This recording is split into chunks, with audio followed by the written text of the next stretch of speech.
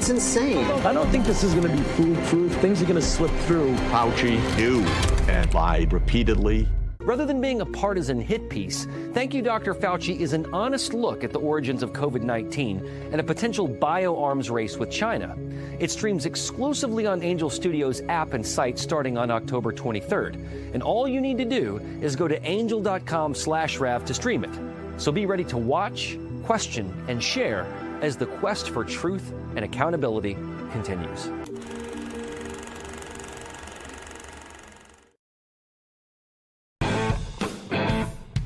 When the lights go down, the truth comes out. This is built like a chicken McNugget, but This is After Hours.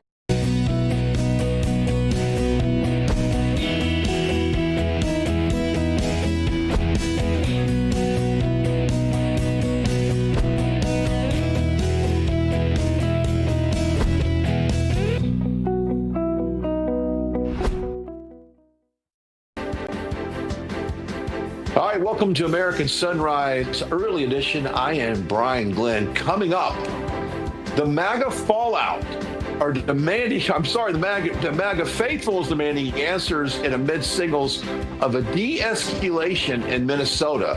The White House pushing back, saying moves are tactical. The base is watching closely. How this gets navigated straight ahead. Then, up to the great white north, Alberta, Canada, home to vast oil and gas reserves, now talking about becoming its own country. Petitions are circulating, support is growing, but why now? We have answers coming up. And later, a digital reset TikTok under new U.S. control, the platform adjusting users, reassessing headlines, focusing on the numbers. But what's the whole story? What's really changing? American Sunrise Early Edition starts right now. Welcome to American Sunrise Early Edition. The show where faith, freedom, and the values that built this nation take center stage. You people and others like you built this country. Join us as we break down the stories that matter. FAFO. if you don't know, now you know. American Sunrise Early Edition on Real America's Voice starts now. All right, good morning. Let's do this thing. You're looking at a live shot at Times Square where a bomb cyclone, that's kind of scary, is barreling toward New York City.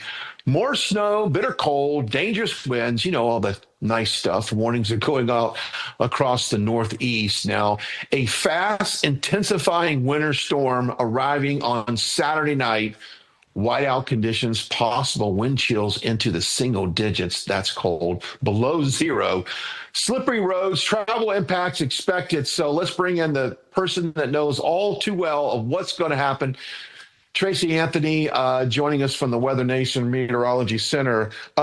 This is a big deal. And it seems like we're going, storm after storm after storm, that if you're anywhere in the mid-Atlantic or the Northeast or even the deep South, what we saw the storm this past week, winter is here.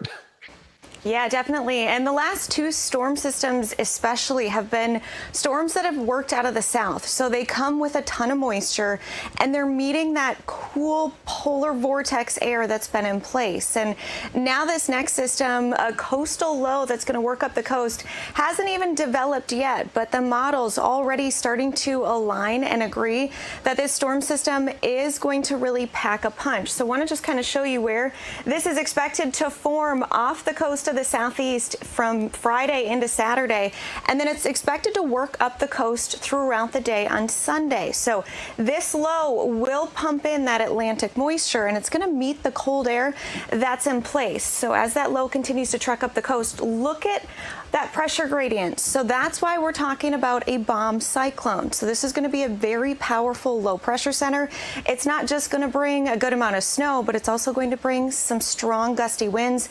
We're talking about winds up to 50 miles per hour. So along the coast, we'll definitely have some big impacts. But Brian, as for the snow, we do have winter storm watches that have been issued for areas like Richmond, Virginia, all the way down to Myrtle Beach and as far west as Knoxville, Tennessee. So these areas were already hit last weekend with the ice and the snow, and now we're going to get more on top of it. And I'm talking significant snowfall. We're talking 5 to 8 inches for Raleigh, and can't rule out up to 12 inches for some of the spots into the higher elevations. So this is going to be a big deal. And I know cities and towns already clearing snow from last weekend, trying to make room for this next round, Brian. Yeah, Tracy, at one point in my career, I worked in the mid-Atlantic, right there in North Carolina. And let me tell you something, when these systems come up the eastern seaboard there, especially with the cold wind going over the water, it is a cold place to be, and a lot of beach erosion, as you can imagine. Should that be a concern of places like the Outer Banks of North Carolina? Is there any beach erosion in those areas? Yeah, definitely. By Sunday, we're expecting wave heights that could be up to 29 feet. So you've got 50-mile-per-hour winds, extremely large waves. Beach erosion is definitely going to be another underlying variable that could have impacts from the storm. All right, Tracy, we appreciate you getting up early for us, letting us know about this bomb cyclone. Who comes up with these names, by the way? I don't know. Who names these? It's like the polar vortex. That's actually a real thing, but, they just kind of start trending, and now we're stuck with it. There we go. Thank you so much. You stay warm. You too. All right. As we start this morning, we want to begin with God's word. It's always a good thing. Today's verse comes from Philippians 4:9. It reads, whatever you have learned or received or heard from me or seen in me, put it into practice, and the God of peace will be with you. Good advice there. All right, let's turn now to what's happening in Minnesota, because this has quickly become a flashpoint for the MAGA movement. Now, the White House has sent border czar Tom Homan to take charge of ICE operations after the fatal Minneapolis shooting of a local man there, and he is set to speak live. We'll have that for you just over an hour. Now, the last 24 hours have concern amongst Trump supporters after the president signaled de-escalation in Minnesota. Now, that word de-escalation quickly set off alarms. Many feared it signaled retreat. The White House is saying this is about tactics, not retreat. But the timing matters on this. And for MAGA supporters, this movement feels like a test. This is a delicate balancing act for all right now. And of course, we saw the video. We've got two sets of videos that I think have not forced, but have maybe perhaps preempted the president into saying, using the word de-escalation. Now, he sent Tom Homan down to Minnesota now to kind of take over command and be the leader of those operations. Now, I think what you're going to see, and Tom Homan has said this before, the mission is still clear. No matter how many times reporters can ask Tom Homan whether or not these ICE raids are going to stop or scale them down, they're not. I just think what they're trying to do is make them a little bit more covert, make them a little bit smaller and focused, and so you don't draw the attention of all the people going into this mass neighborhood, a little bit more tactical, I guess you could say.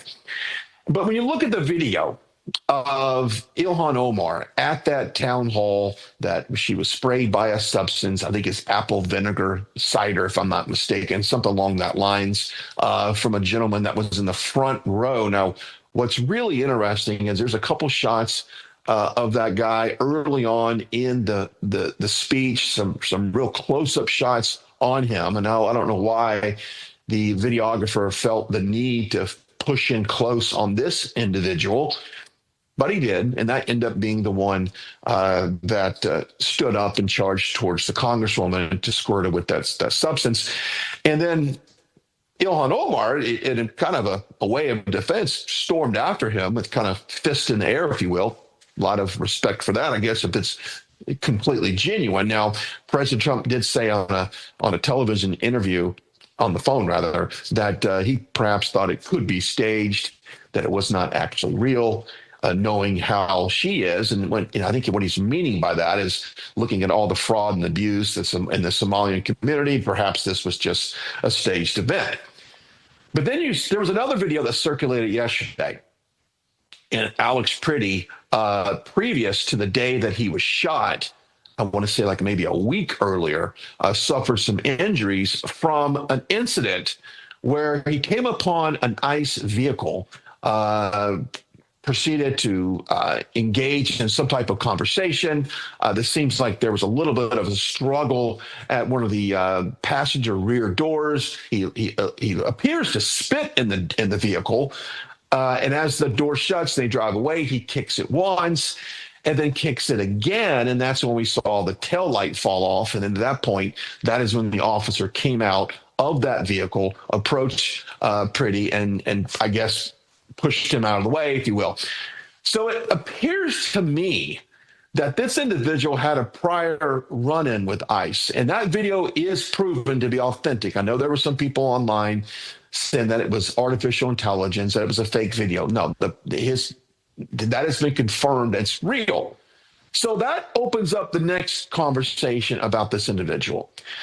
It appears to me that ICE knew who this guy was and knew that he was a repeat, agitator, a professional agitator, if you will, someone that did not mind getting up in the space of ICE agents and law enforcement. So fast forward to the incident where he was fatally shot. You kind of have to, when you take it all in, you maybe see their aggressiveness toward this individual, knowing the past that he has. So fast forward to President Trump's language of de-escalation. I think what he means by this is he wants to make sure we still have the mission of taking these criminals off the street, and we do it in a way that is orderly as possible. Not to say that the previous leadership did that, but Tom Homan is a specialist in this. This is what he's done for decades under numerous presidents. So I think Tom Homan, his presence on the ground, and like you said, he will speak at about 8 o'clock local time. So I'll have that for you live as it happens. I think there's going to be a shift in tactics here, but we are not going to see a decrease in ICE apprehensions. And I was there at the White House on Pebble Beach behind the tent that we broadcast from when all those signs were put out, all those yard signs of all these people that they've wrangled up over the last couple of months. And at that point, it had only been maybe a month when this was laid out. And it just proves that their mission is working. They're taking the worst criminals off our streets. They're not coming after kids. They're not coming after the guy that didn't pay his parking ticket. They're coming after people that have been violent and that have been really a threat to our community. So the people of Minneapolis, the state of Minnesota, should be thankful that President Trump and Tom Homan and Kristi Noem and all the other leaders in Homeland Security is focusing on their state to clean it up. I think that we're going to see Minnesota be appreciative of this. Maybe a year from now, maybe 2 years from now, but they're going to see crime go down there big time. All right, coming up. They don't call it MAGA, making Alberta great again. It's driving a push for separation from Canada. We head to the Great White North. That's coming up next. American Sunrise Early Edition continues after the break.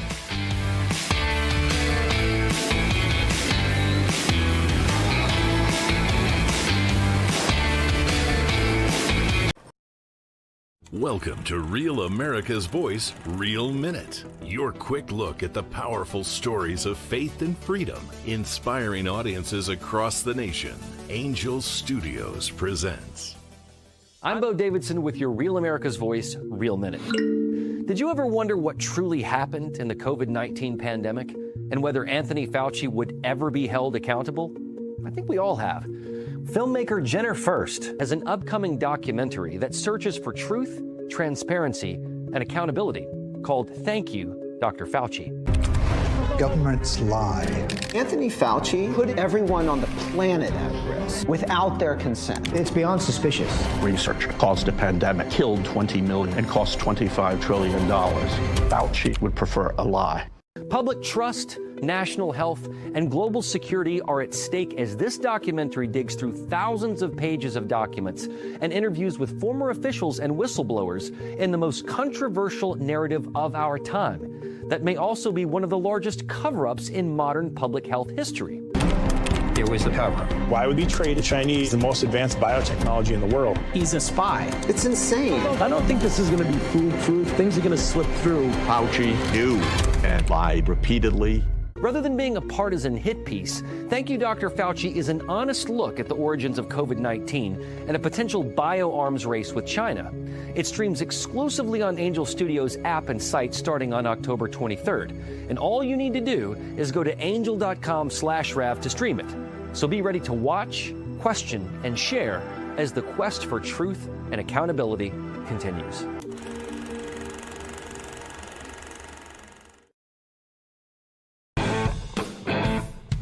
When the lights go down, the truth comes out. This is built like a chicken McNugget, but This is After.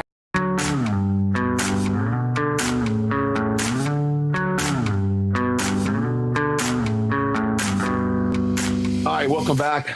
American Sunrise Early Edition. I am Brian Glenn. Thanks so much for joining us. All right, this is an interesting story. The Great White North, Canada, is facing a secession movement, and it's happening in Alberta, home to Canada's largest oil and gas reserves, an energy powerhouse. Now, petitions are circulating across the province calling for independence. Supporters say Alberta pays more into Canada than it gets back.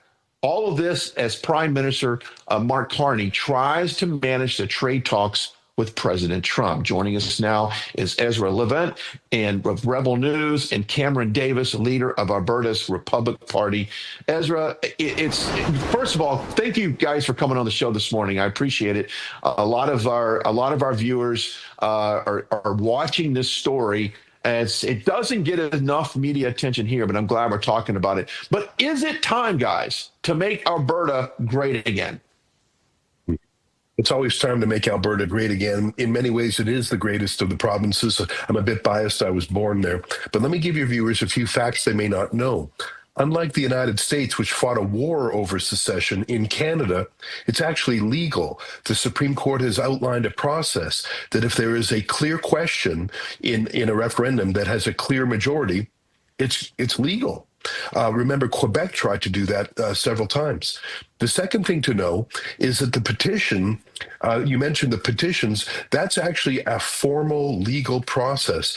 If these petition gatherers can get, I think it's 177,000 names calling for the referendum, it will happen.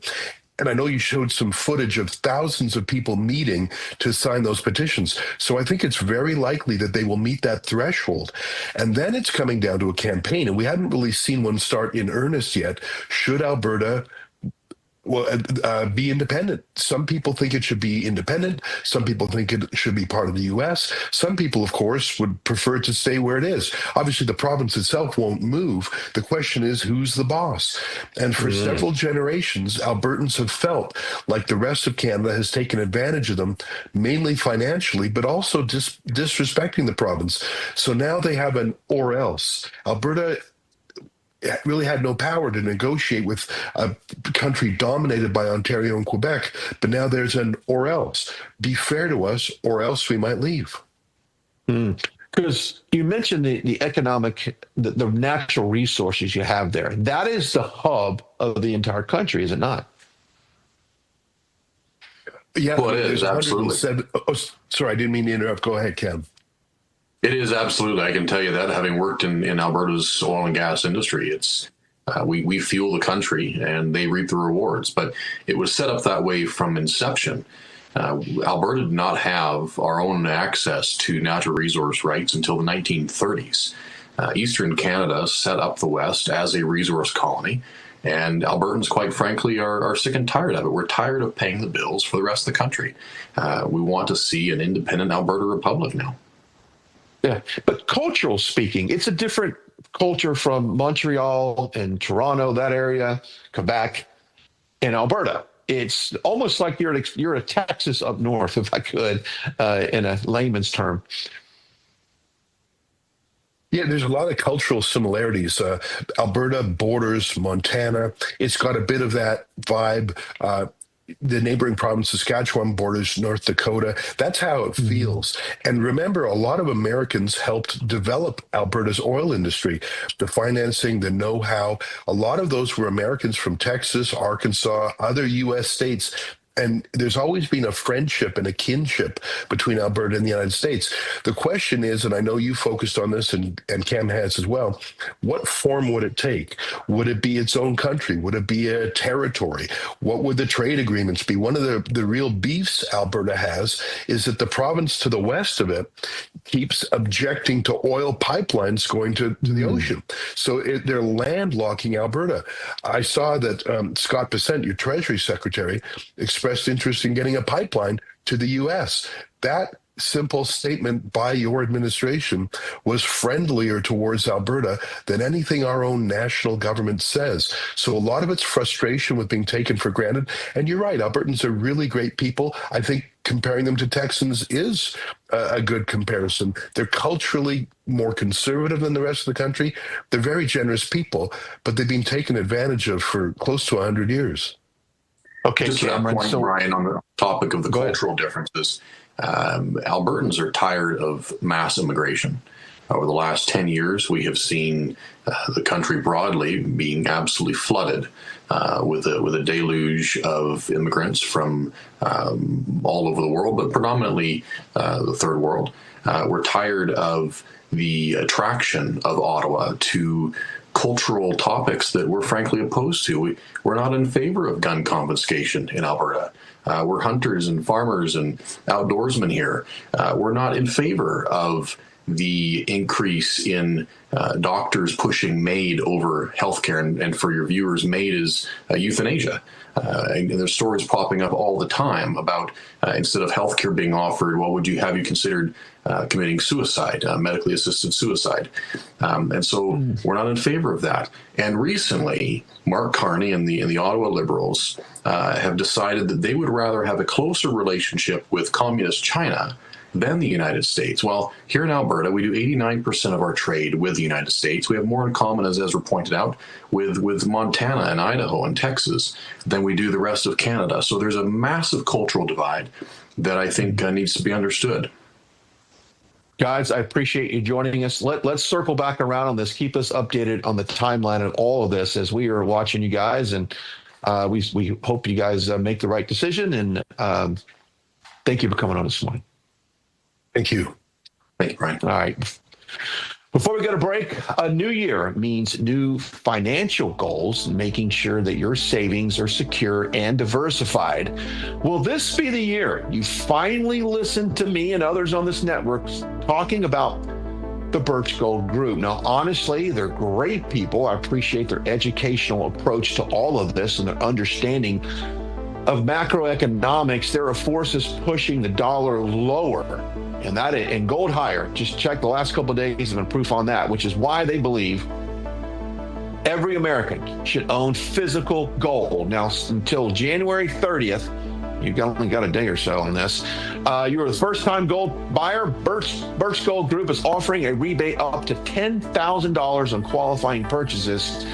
To claim eligibility and start the process, just text America to 989898. That's the Birch Gold Group. They can help you roll over an existing IRA into a 401k or an IRA in gold and still eligible for a rebate of up to $10,000. Make right now the first time to buy gold and take advantage of the rebate. $10,000 when you buy gold by January 30th. Just text America to 989898 to claim your eligibility today. Again, text America to 989898. All right, coming up, border czar Tom Homan scheduled to speak in Minneapolis moments from now. We'll have it live. Stay right here. We'll be back in a few moments on American Sunrise Early Edition.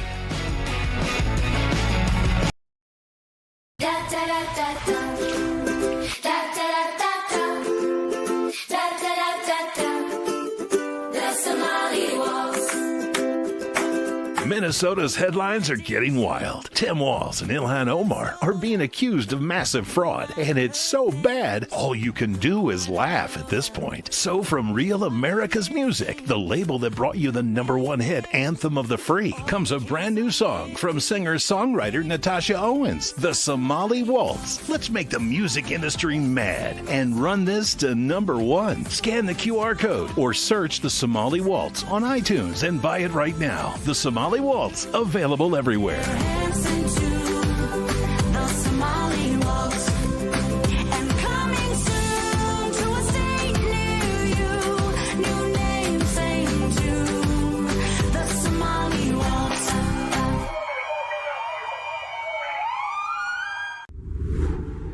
Hi, my name is Tracy L. from Arizona. I don't stink around in the kitchen when it comes to the news. I watch Real America's Voice, which always serves accurate and reliable updates that are on point with their amazing hosts. So don't find yourself in a pickle by tuning into the fake news.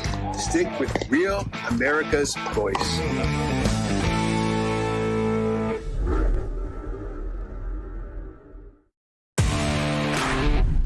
My name is Sandy Zeiss. Rav is the greatest for me because I live alone, and when I'm watching in the morning, have my coffee, I feel like I'm talking with family.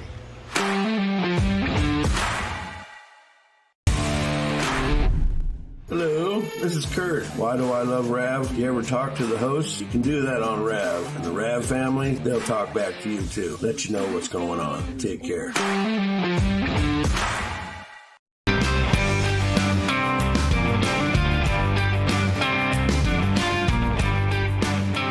All right, welcome back to American Sunrise, early edition. I am Brian Glenn.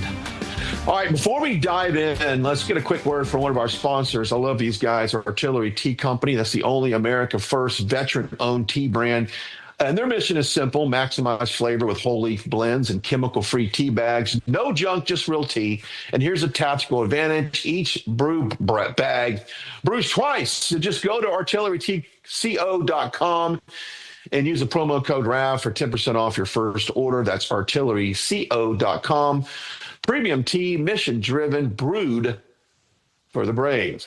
All right, well, let's turn our attention now to TikTok. Talking about brave, I guess you got to be brave to go on TikTok. Once flagged as a national security and mental health risk, China was at the center of all of that. President Trump stepped in. Now TikTok U.S. operations are in American hands, but users are still deleting the app, uninstalling up to 150%. That's a lot. So what's driving all of these deletions? Joining us now is Chloe Castillo, conservative musician and TikTok creator. Chloe, why are people walking away from TikTok? Well, Brian, I think that honestly, we see a lot of people making their livelihoods off of these platforms, which is quite sad in some ways. And also, they become very influential, which is, I think, good in a lot of ways and also hold a lot of dangers for us.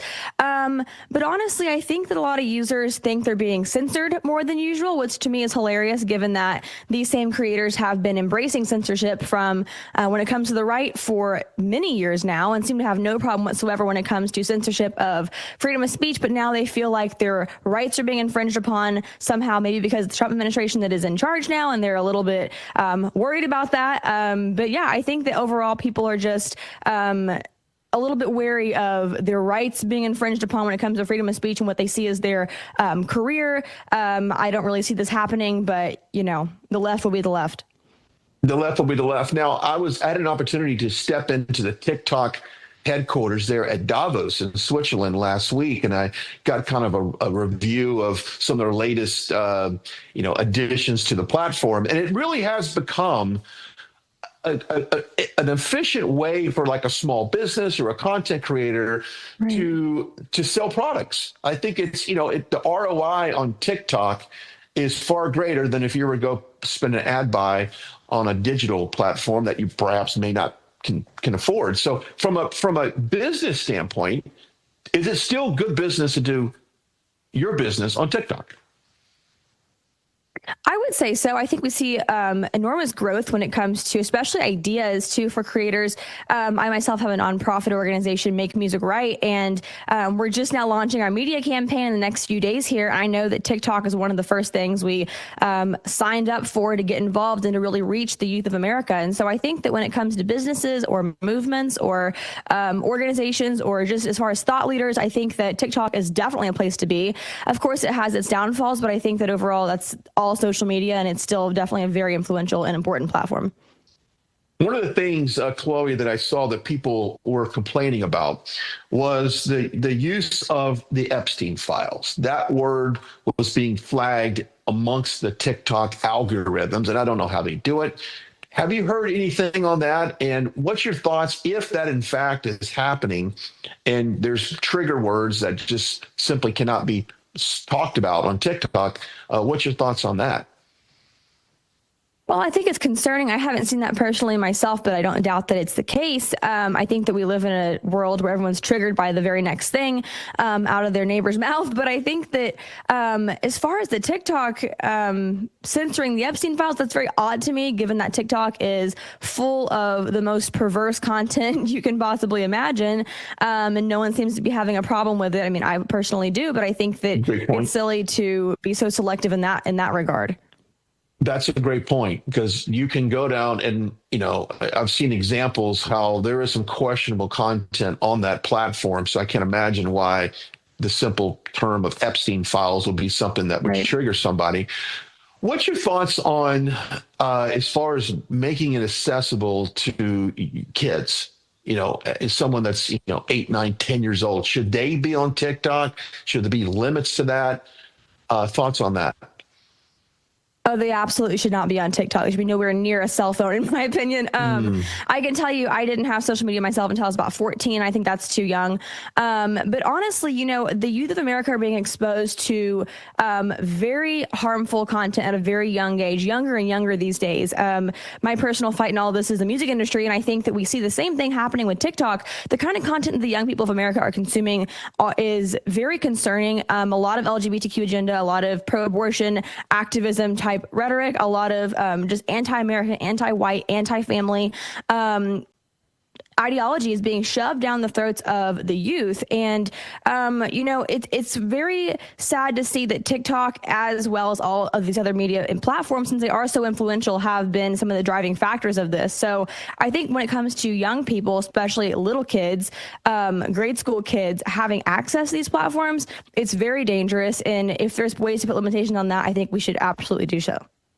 Yeah, I think one of the biggest concerns here also, Chloe, is that political speech will be flagged on TikTok if TikTok doesn't agree with it. And I think that was another big red flag in all this. And also, I'm with you on that. I know musicians have launched careers on TikTok without traditionally going to, knocking on labels or knocking on radio stations, trying to get them to play their music. So it's a great outlet for that. All right. So as we wrap it up, so should people delete their TikTok?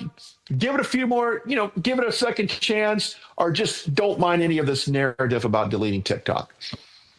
Well, I would say if you think it's worth it for your business, absolutely go for it. Keep it on board. But if it bothers you for whatever of these reasons we just discussed, then, you're an American. You're free to do so. Delete TikTok. There you go. I like the way you think on that. Appreciate it. On your music, how can people listen to your music? Sure. So I don't have a ton of music out there yet. Actually, hopefully we're going to have an album coming out very soon, maybe around the 4th of July. But in the meantime, you can go to my organization, makemusicright.com, to learn more about the conservative music movement, see how you can get involved and take back our culture for conservatism and for the values that made America great. I love it. I'll do that. I don't have a lot of followers on TikTok, just so you know. I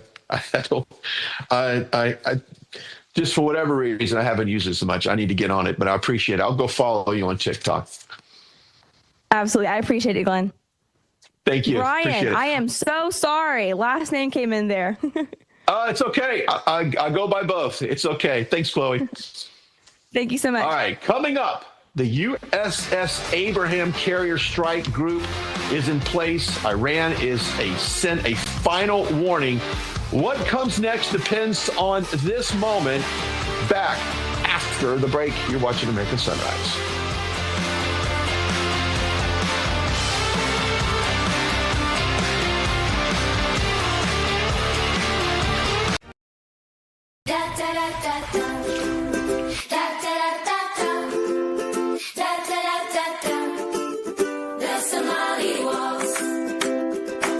Minnesota's headlines are getting wild. Tim Walz and Ilhan Omar are being accused of massive fraud, and it's so bad, all you can do is laugh at this point. So from Real America's Music, the label that brought you the #1 hit, Anthem of the Free, comes a brand new song from singer-songwriter Natasha Owens, The Somali Waltz. Let's make the music industry mad and run this to #1. Scan the QR code or search The Somali Waltz on iTunes and buy it right now. The Somali Waltz, available everywhere.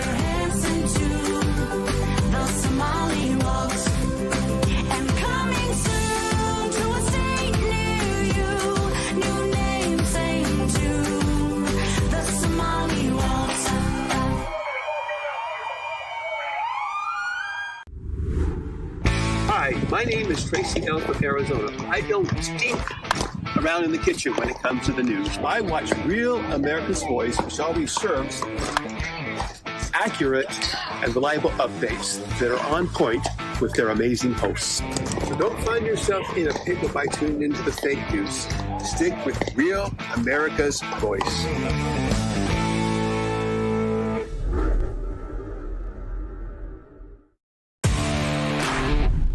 My name is Sandy Zeiss. Rav is the greatest for me because I live alone, and when I'm watching in the morning, have my coffee, I feel like I'm talking with family.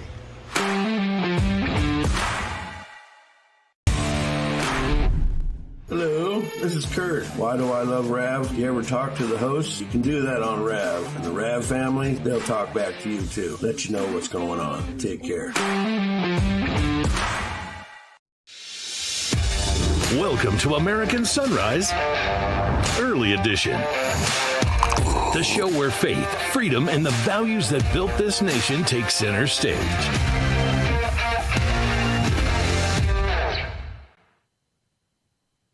Hi, welcome back, American Sunrise. That is a live look, waiting for that bomb cyclone to come through there. It's week after week after week. They're getting the snow and ice, and just when you shovel it all away, then more comes. We'll keep an eye on that as it develops up and down the Mid-Atlantic and the Eastern Seaboard. Let's head over to our Denver newsroom for the very latest headlines with the one and only Terrance Bates. Terrance? Hey, Brian, good morning. So, look, one of the stories we're watching out for, Tom Homan, the border czar, is expected to host a news conference in Minneapolis here within the next 30 minutes or so. It's scheduled for the top of the hour. The moment that happens, we, of course, will take you live there here on Real America's Voice. In the meantime, though, the ring is really tightening around Iran right now as a massive U.S. armada is in position there, and President Trump is warning the Islamic Republic that time for reaching a deal is running out. The American armada is led by the aircraft carrier, the USS Abraham Lincoln. It's a full carrier strike group that's in place there. That strike group includes cruisers, destroyers, stealth fighters, Super Hornets, surveillance aircraft, missile defense systems. Brian, I think the message here is you definitely don't move that much artillery and that much hardware into place unless you're ready to roll and ready to do something. So Iran should be on guard. What are your sources telling you, Brian, in terms of how quickly, if anything does happen, it will happen? I mean, is this weekend pretty much the drop dead date? And you know what's interesting on this? I thought something would happen this week, and since now it's Thursday, we're talking about it right now. It's going in place. He's sending a message for sure. But I would think the odds of some type of strike could be Saturday, could be Sunday. They typically do stuff on the weekends. You ever notice that, Terrance?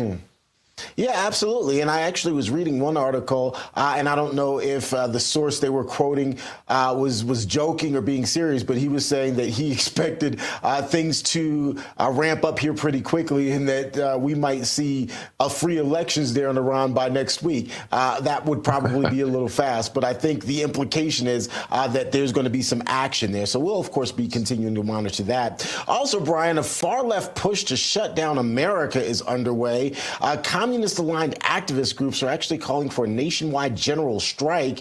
That strike would be set for tomorrow. It includes no work, no school, no shopping, and it targets businesses and campuses. I hear you laughing over there. It's obviously all anti-ICE, anti-Israel, and the shutdown effort has been organized online. Groups linked to CCP-backed billionaire Neville Roy Singham are supposedly behind all of this.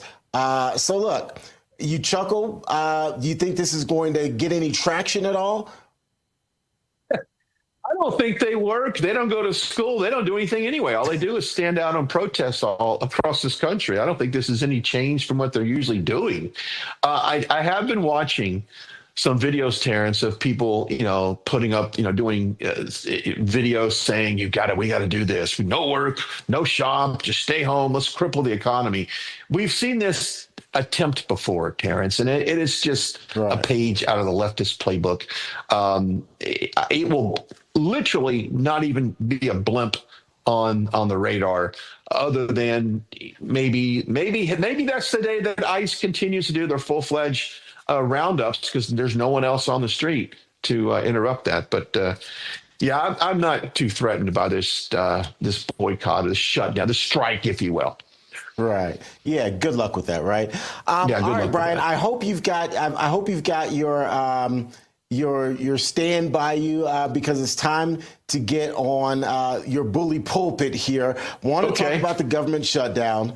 Want to talk about the government shut. I'm not gonna lie, Brian. It gives me a headache. Like the fact that we're back here and even having this conversation gives me a headache. But it is one of the big stories that we're monitoring. The clock, of course, ticking down towards that shutdown. Senate GOP has actually been warning that it might shut down. But we are hearing that President Trump and Chuck Schumer are close to a potential deal to avert that shutdown. That deal, Brian, would include new restrictions on federal immigration agents in return for Democrats passing the funding bills.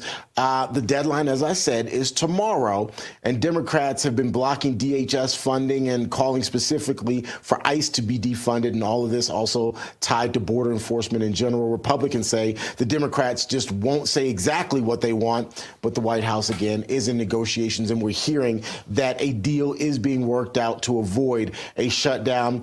Brian, what do you make of all of this? I don't know what type I'm going to give you 6 minutes and 50 seconds, Brian, because I suspect you got a lot to go on. I'm just going to sit back, eat my popcorn, and you please go off. Well, it's interesting. It's like rinse and repeat. Like Terrance Bates and myself, I have been in front of that White House talking about this possible government shutdown.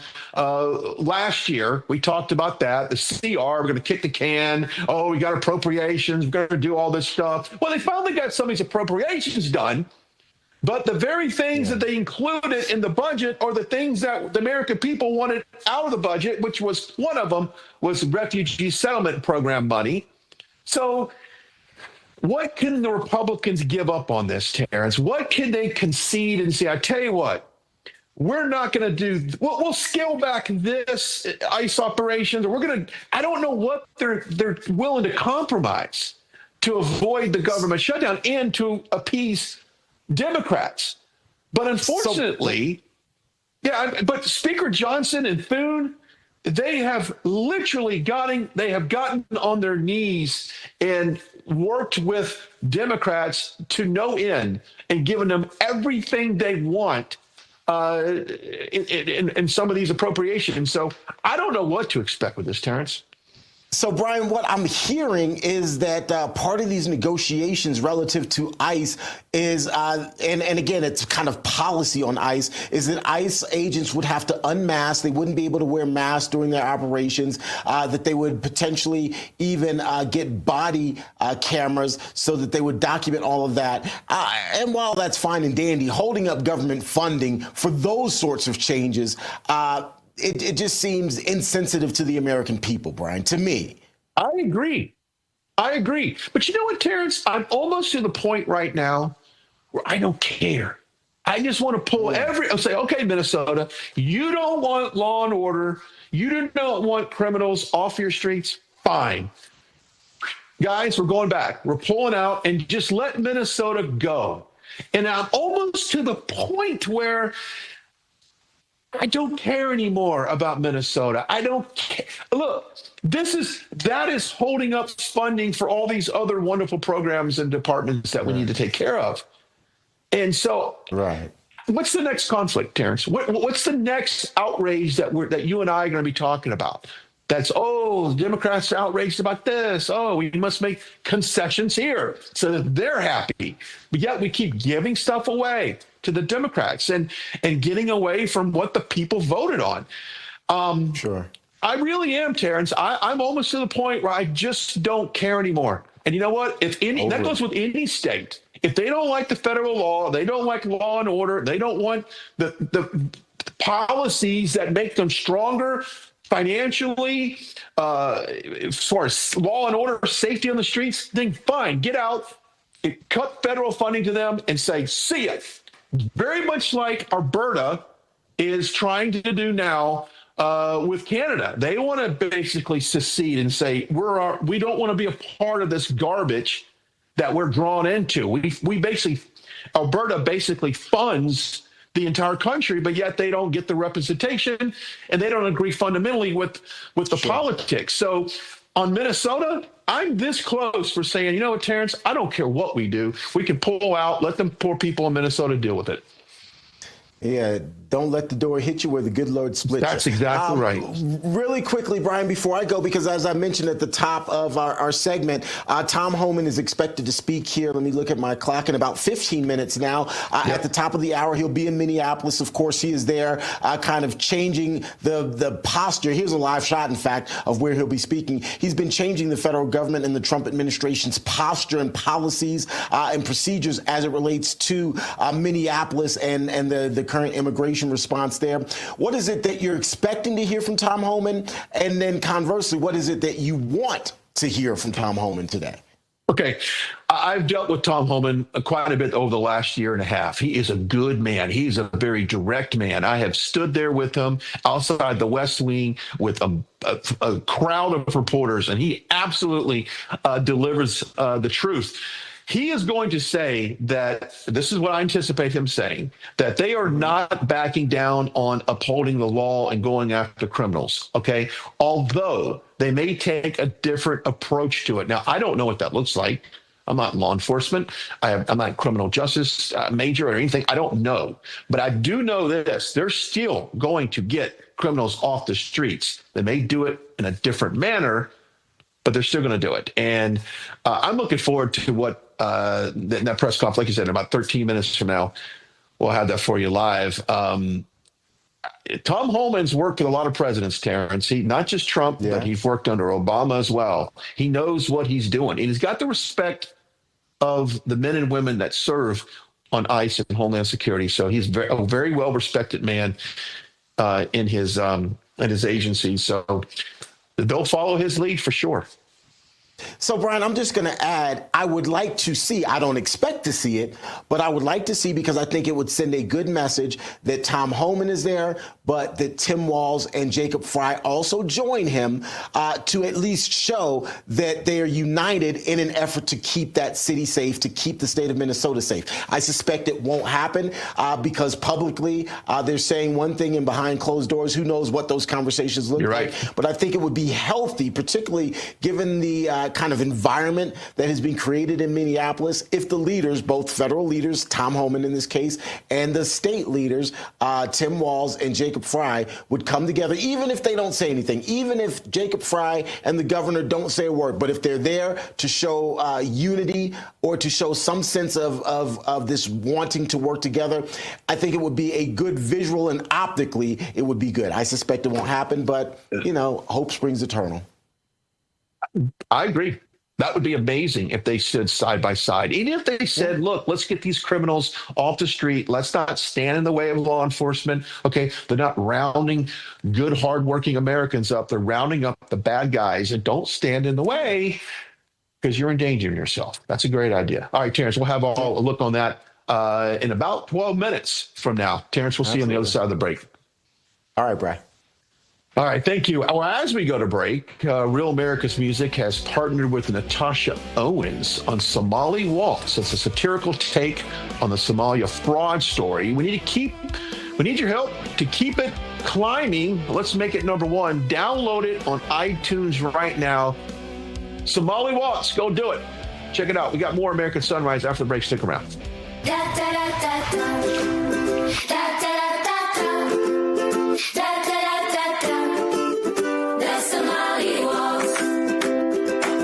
Minnesota's headlines are getting wild. Tim Walz and Ilhan Omar are being accused of massive fraud, and it's so bad, all you can do is laugh at this point. So from Real America's Music, the label that brought you the #1 hit, Anthem of the Free, comes a brand new song from singer-songwriter Natasha Owens, The Somali Waltz. Let's make the music industry mad and run this to #1. Scan the QR code or search The Somali Waltz on iTunes and buy it right now. The Somali Waltz, available everywhere.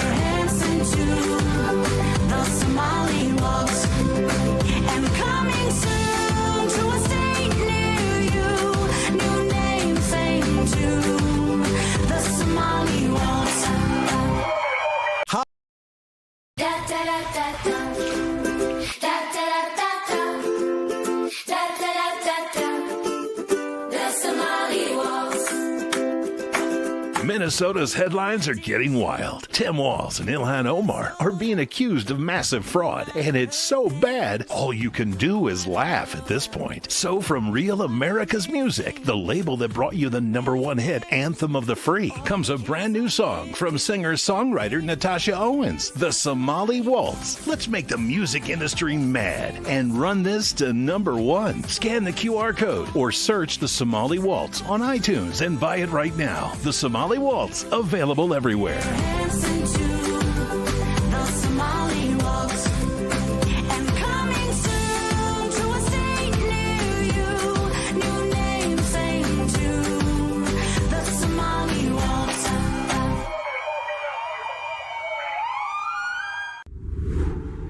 Hi, my name is Tracy L. from Arizona. I don't stink around in the kitchen when it comes to the news. I watch Real America's Voice, which always serves accurate and reliable updates that are on point with their amazing hosts.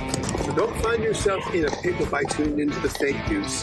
Stick with Real America's Voice.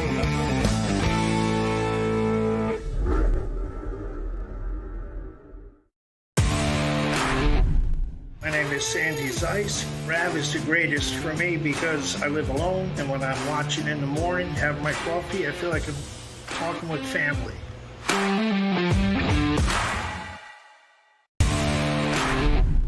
Hello, this is Kurt. Why do I love Rav? You ever talk to the host? You can do that on Rav. And the Rav family, they'll talk back to you too. Let you know what's going on. Take care. All right, welcome back.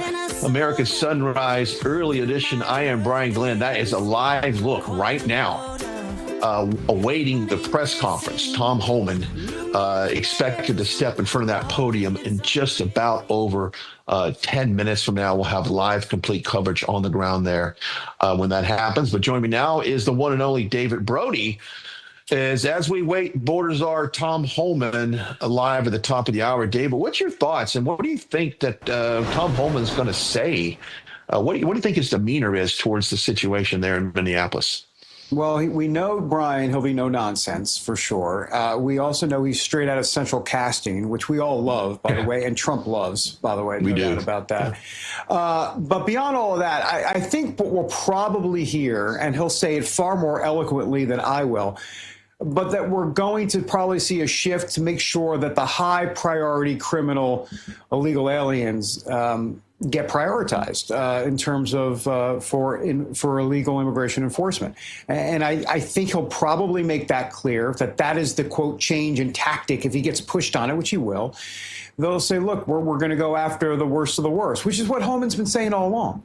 So I mean, this idea that there's any sort of change from Homan's perspective, no. I mean, I think, I don't want to get into the whole Homan versus Kristi Noem situation, but there has been a difference of opinion. You know, I mean, you have Stephen Miller and Kristi Noem basically saying, let's go, let's get the numbers up, let's round them all up. And then there's Homan who's like, look, let's get the worst of the worst, and then we'll take it from there. And I think there's been kind of a difference here. And so that's why Homan is there to say, we're going for the worst of the worst. So I think that's what we're going to hear. I think there's a lot of unanswered questions, and I think one of them is, so what are the rules of engagement going forward for ICE officers and for protesters on the ground? And what sort of commitments is he getting from Jacob Fry and Tim Walz? And by the way, I put an LOL and a ha-ha emoji after that because they don't seem like they're budging much at all. So I want to see what goes on in terms of the progress regarding that, Brian. I agree. He's gonna emphasize that they're going after the worst of the worst, and we've talked about this before, David. I think the communication on this is critical. They must remind the community there in Minneapolis that they're going after child molesters, criminals, murderers. We're going after those people. So please don't stand in the way of us apprehending these individuals that make your streets safer. But I don't think that message has been as effective as it should have been. It hasn't. It's gotten away from this administration from a PR standpoint. Yeah. And hopefully this is a way to put it back on track to say, look, this is what we're doing. And I think that will help them in the midterms politically. And of course, make everything much safer on the streets of Minneapolis with, at the same time, not backing down from doing interior immigration enforcement. David Brody, we'll see you in about 6 minutes on the other side of the hour. Appreciate your time. Sounds good, bro. Thank you. All right. We appreciate you. Until next time, goodbye. God bless. We'll see you back here tomorrow morning, 7 a.m. Eastern. Make it a great day. We'll see you. American Sunrise is a great way to start your morning. Join us Monday through Friday from 8 to 10 a.m. Eastern Time. We've got the news of the day and some compelling interviews that you don't want to miss. Here's what you missed from yesterday. The story that everybody's talking about, that town hall meeting for Ilhan Omar, in which a guy sprayed her in the face with an unknown substance. Here's some of the video. If you haven't seen it before, you can see it kind of unfold there. If we can turn up the natural sound, there's obviously commotion there. Representative Omar saying that we are Minnesota strong, we stay resilient. David and Dr. Gina, David, you first. President Trump has responded to all of this. I'll let you take his response and whether you're surprised at how he reacted to it. Well, he's saying he wouldn't be surprised if the whole thing was a setup. That's basically what he's saying. Bottom line is, this type of stuff should not be happening. It's not right. We obviously know that this is stuff that we wouldn't want to see to the folks on the right or the left, or but this is where we are in America. If it was real, come on. You don't know if it's acid. You don't know if it has fentanyl in it. You don't go running toward the assailant. I'm sorry. I'm just not going to believe she's so BA that she goes running straight toward the assailant. We generally don't do these kinds of events unless there are metal detectors and things like that for that reason. I want Ilhan Omar to be denaturalized. I want Ilhan Omar to be deported. But I do not want Ilhan Omar to be attacked or hurt. And that should be the case for everyone. Congressman, I'm curious, you mentioned denaturalize. What's the process on that in terms of like the reality percentages here, and how would that work exactly? You've got to really focus on the fact that she lied in her naturalization papers. There's a lot of evidence for that, whether it was her age when she came, obviously engaging in immigration fraud. Look, a lot of these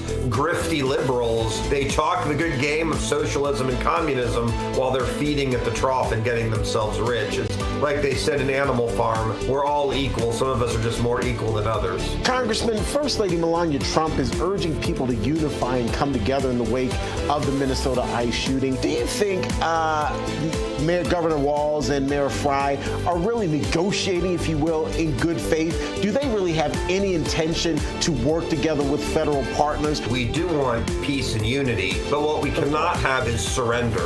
Under Joe Biden, 20 million foreign invaders streamed into our country, including the scum of the earth, murderers, rapists, pedophiles. We're not going to stop until every single illegal immigrant goes home. And so my message to them is simple. Go to the ICE app, book a plane, and go home. If you don't, we're coming for you. And I don't care what Walz and Fry believe, but they're all going home.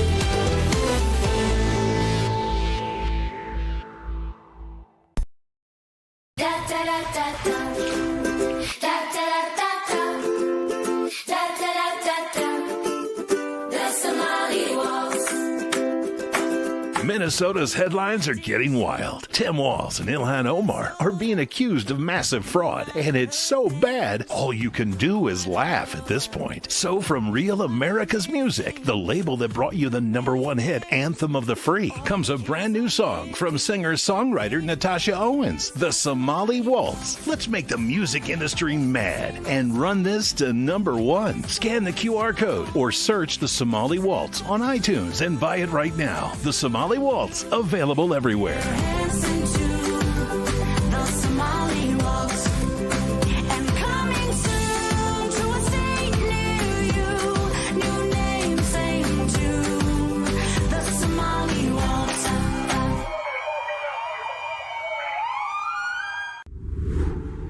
Hi, my name is Tracy L. from Arizona. I don't stink around in the kitchen when it comes to the news. I watch Real America's Voice, which always serves accurate and reliable updates that are on point with their amazing hosts.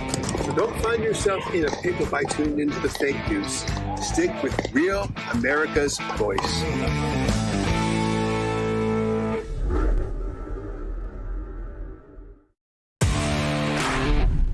My name is Sandy Zeiss. Rav is the greatest for me because I live alone, and when I'm watching in the morning, have my coffee, I feel like I'm talking with family.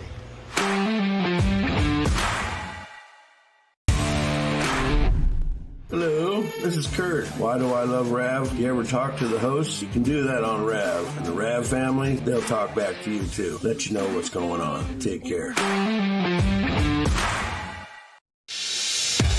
Good morning, America. Welcome to American Sunrise. Whether it's culture, we have breaking news to share with you. Politics. President Trump is joining us live now from Florida. We've got you covered. This is what it looks like to be a patriot. We have to protect the American family. The American dream is still alive. I'm David Brody. I'm Terrance. And I'm Dr. Gina. Breaking news from Real America's Voice. We begin this Thursday morning with breaking news as we are awaiting Tom Homan, the border czar, who will be taking this podium in short order to offer remarks on the Minnesota operations. Again, the moment he does arrive here at the podium, we, of course, will take it live. This will be his first presser since taking over those operations earlier this week. So we're all looking forward to what he has to say and his thoughts on how things might be a little different in Minneapolis. Let's bring in Dr. Gina and David now to offer some more thoughts again as we await Tom Homan. Dr. Gina, what are your expectations in terms of what we'll hear from Tom Homan? And then conversely, what is it that you want to hear from Tom Homan today? Well, I think that the tone will be, of course, very calm. You know, Tom Homan can be a bomb thrower, and I really expected that, but I don't think that's the directive of the administration. I think the administration is in sort of a different mood. And I'll let David speak to that because I know that you pointed out an article, David, that I think you wanted to discuss. Well, it's about some of the divide in MAGA. And look, there are obviously, if you will, say deport them all. And then there's others that are saying, you know, look, we go after the worst of the worst first. And that's kind of been what's been playing out within the administration. My sources are telling me that Tom Homan has always been, and he said this publicly, Homan's a straight shooter. He's always said, we're going after the worst of the worst first. Yet Kristi Noem and others, and Stephen Miller, who have said, let's go for the quantity, the big numbers, let's get a lot of illegal immigrants, whether they're the worst of the worst or not, out of the country. And there's been this schism between folks in the administration. So this isn't just a MAGA split, if you will. This is an administration split to a degree as to what the best way forward is here. And so President Trump is making a recalculation here to say, let's give this a try. And what is this? Well, we're about to find out what this is exactly. But it seems to me what we're going to hear from Tom Homan today is that the high priority illegal criminal aliens that are in this country will be deported first. In other words, back to basics, the worst of the worst. I understand there's a lot in MAGA that say, deport them all, deport them all. I got it. I got that. But I don't think that's where this administration is right now. It's bad look. It's a bad PR look. And you might say they're caving. But the truth of the matter is that Tom Homan's going to say, look, this is what we've always said from the very beginning. Get the worst of the worst. And that is true. I remember on the campaign trail, T. Bates, that this is exactly the words that came out of President Trump's mouth. And, of course, Tom Homan, once he became the border czar, which is we're going for the worst folks first, and then we'll go from there. Well, we haven't got then we'll go from there situation yet. We'll have to see. But I don't necessarily think those two conversations are mutually exclusive, David. And this may be where America First and MAGA are sort of parting. And that is, I don't think that going for the worst of the worst, they're all criminals. They all need to be deported. I want them to stay strong on this and not back down. So I think I probably stand with a lot of MAGA. But we'll see what happens. We have a congressman to bring in, Andy Harris. Congressman, what are you hearing there on Capitol Hill? There's a little bit of at least a narrative difference right now between those hardliners who are saying, get them all out, they're all illegal, they all committed a crime, I don't care if it was 25 years ago or yesterday, we want them all out. And there are those who are saying, oh, but the Democrats are getting really mad and there's all this violence and we have the budget issue. So what is your say? What are you hearing? Well, obviously, you're right. The people who are in the country illegally are in the country illegally. Now, we should prioritize. We should go after the criminals first. But again, if you're going after a criminal and there are 7 or 8 other people there who have entered the country illegally, yes, you bring them all in. You don't forget about the other 7 to 8. And that's the approach I think Tom Homan's going to take. I think it's going to be a very reasoned approach, but it's not going to say it's only criminals, but that's where your priority is going to be. Excuse me, Congressman, how is that different from what he's been doing? I guess that's what I'm trying to get to. I mean, if we're going to unmask ICE now and we're going to make all of these compromises, this is really a different path, and this really feels like folding. No, again, I think the number of detainees and detentions is going to remain about where it is. But again, you're not going to go after one lone person for whom you have a deportation order who's been here for 10 or 15 years. You're going after the criminals. Then you're going after the 10 to 12 million who have entered during the Biden administration with wide open borders. And again, the prioritization is important. I think if the president returns to that, which he did say during his campaign, I think then the American people are going to look at this and say, okay, that's a pretty reasonable reset. And I think Tom Homan's exactly the right person to put in charge of that. Well, I'm glad you said that, because that's exactly what the president said. So he'd just be going to what he said all along. I mean, and by the way, I'm glad you said prioritization, because that's what it is. It's not like we're saying don't deport them all at some point, but you've got to start with first things first. And I felt like that got away from the congressman. What about, I know the president's hearing from a lot of business leaders, a lot of folks that are, running agricultural areas and farms and stuff, and they're concerned about some of the big, massive roundups that's hurting their bottom line, and that's got to be a calculation as well. I know it shouldn't be, but it is. I think you're absolutely right. I think now that we've closed the border and we've turned to deporting or self-deporting now perhaps 3 million people, we have to think of a way that we are going to replace those people in the workforce. Perhaps it's through some very tight immigration changes in immigration law that allow temporary workers to come in. But we do have to address that manpower shortage that is occurring and do it in a way that doesn't encourage people from entering the country illegal and staying here illegally. I mean, why can't we pay fair wages for Americans to take those jobs? I don't understand. Look, all the temporary visa programs, for instance, have a stipulation that you have to offer the jobs to Americans first, and you have to pay American wages for those jobs. So again, our unemployment rate is pretty low right now. There aren't Americans who will do those jobs. So we have to decide whether we want to keep those things like agriculture in the economy, or are we going to, again, tighten the immigration laws, make sure that we enforce immigration laws, and if we need some foreign workers to come in, bring them in, but under very tight conditions, and not allowing overstays and not allowing people to stay here illegally. We sure have a lot of people on welfare. I don't understand why they can't be taking some of these jobs. Terrance, I'm sorry. Oh, you're fine, Dr. Gina.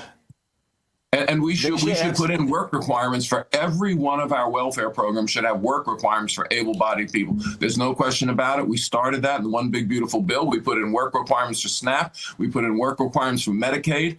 We should go right down the line of all the federal welfare benefits and make work requirements a standard part of it, because you're right. That will bring people into the workforce who should have been in the workforce all along.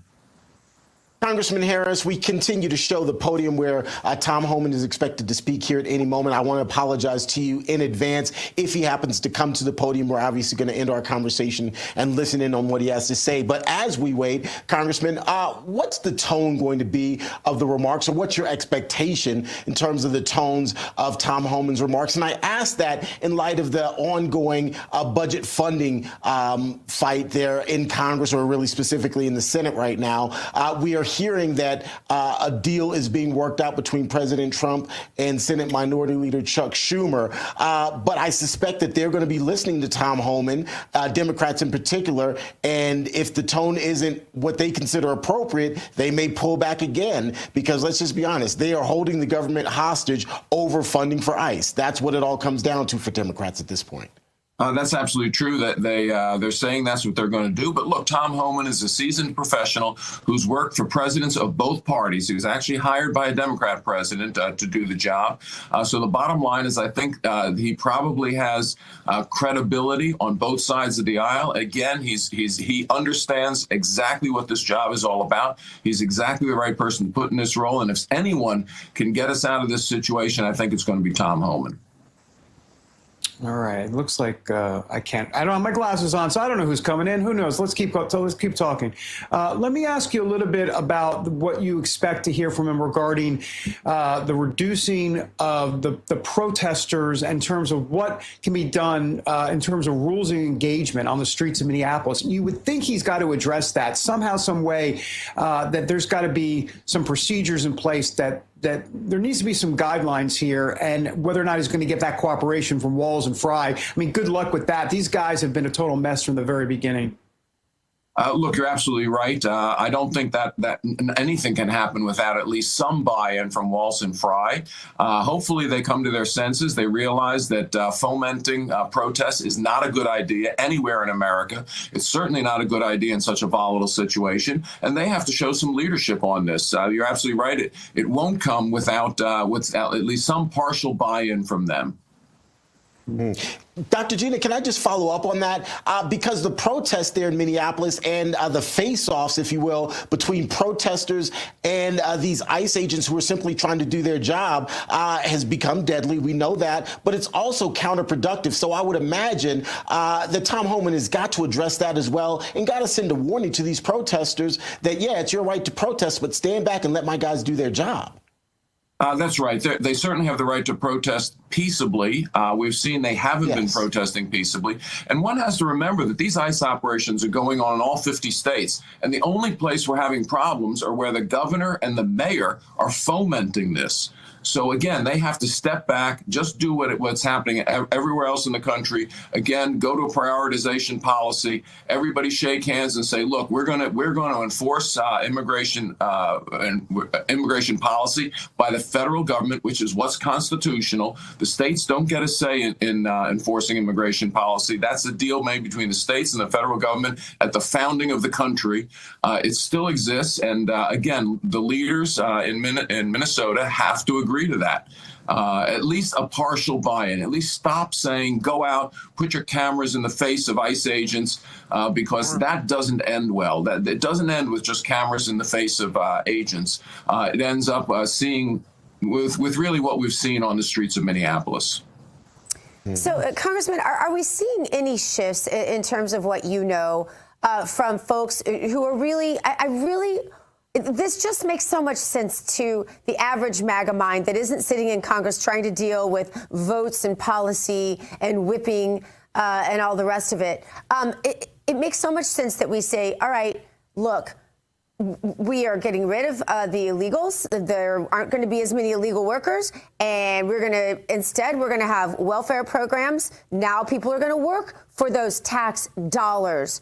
That makes a lot of sense to the average American. Doesn't seem to even be, I mean, you definitely addressed it.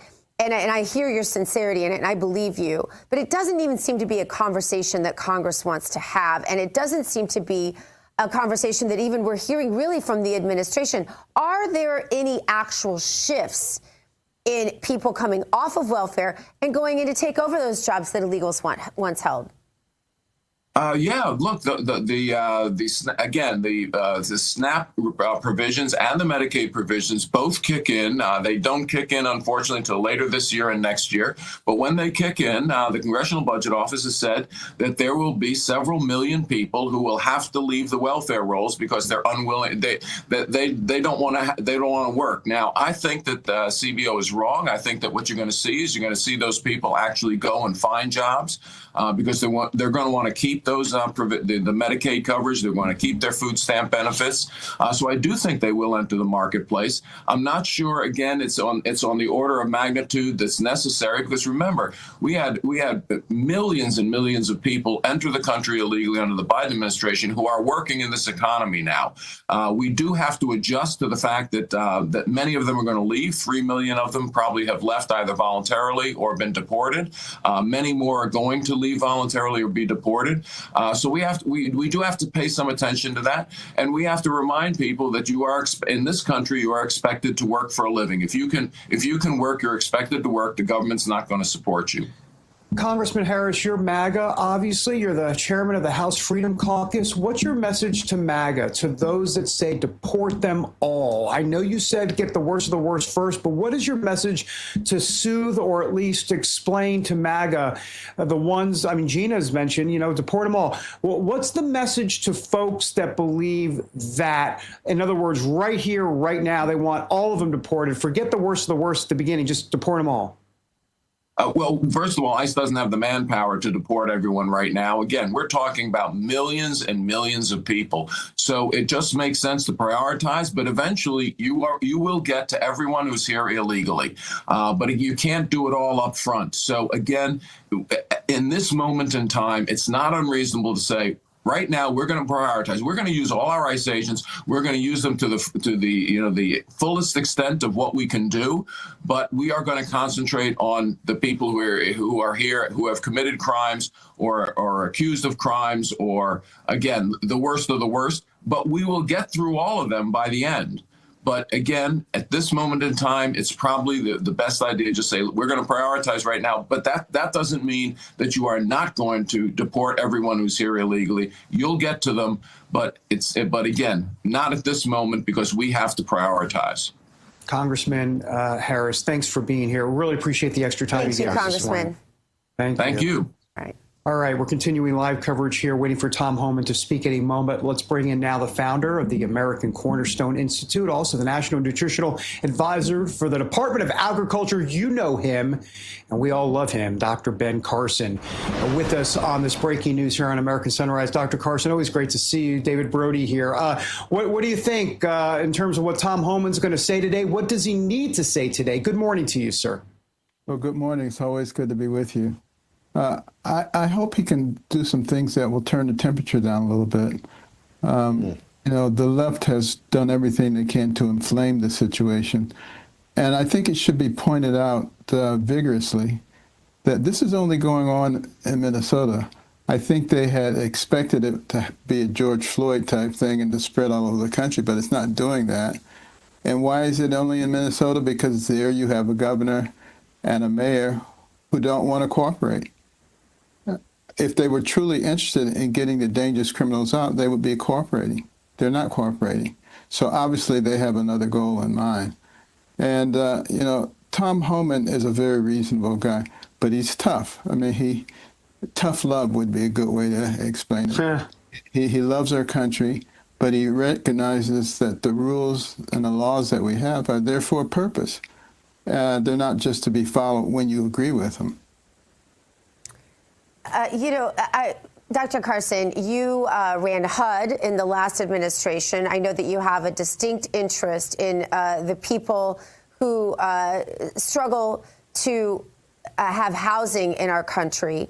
I also know now that you are part of what Secretary Kennedy is doing to reform the sorts of food, especially that those who struggle financially are ingesting. Put the two of those things together and tell us what kind of difference this administration is going to make, in particular, the things that Secretary Kennedy and you are working on for folks who may not have the educational background to know all of the details of what's good for them or their children and what's not, may not have the time because they're working a couple of jobs, et cetera, et cetera. Tell us what is really going to change foundationally for poor children in this country because of the differences, the changes being made. Well, you've probably noticed that this administration is moving very, very rapidly. President Trump had an opportunity during the 4-year hiatus to study the situation and to learn from what needed to be learned, both triumphs and failures in the first administration. And it's kind of ironic. There were these two professors in Columbia in the 30s, Cloward and Pippin, and they were radical leftists. And they said the way you change a society is you hit them with so many new different policies they can't react. That seems to be what's going on now. But it's very good. He knows the people who are in administration now. Before, he just took people's word for it. So I think there's a lot more cohesion in the way that things are being done. And working across different agencies. It's not just HHS when it comes to food, nutrition, and MAHA, but FDA is also involved, CMS is involved, a number of other organizations are involved consistently with a real goal in mind and using science as their goal as opposed to opinions. And, you know, our life expectancy has been going down over the last 5 years. Others are going up. Right. And we're looking at why is that? Dr. Carson, Terrance Bates here. I apologize for interrupting you, but Borders Are Tom Homan is taking the podium, and we want to listen in. Always good to see you, sir. Let's listen in to Tom Homan, ladies and gentlemen. Thank you. Look, I've been given talking points, and I don't like reading speeches, never have. But my chief of staff did put some stuff down here in writing just to make sure I don't miss anything. So I'm going to be reading a little bit, and then we're going to open up for questions.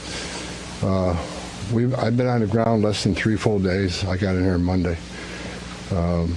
President of the United States called me Monday morning and asked me to deploy here.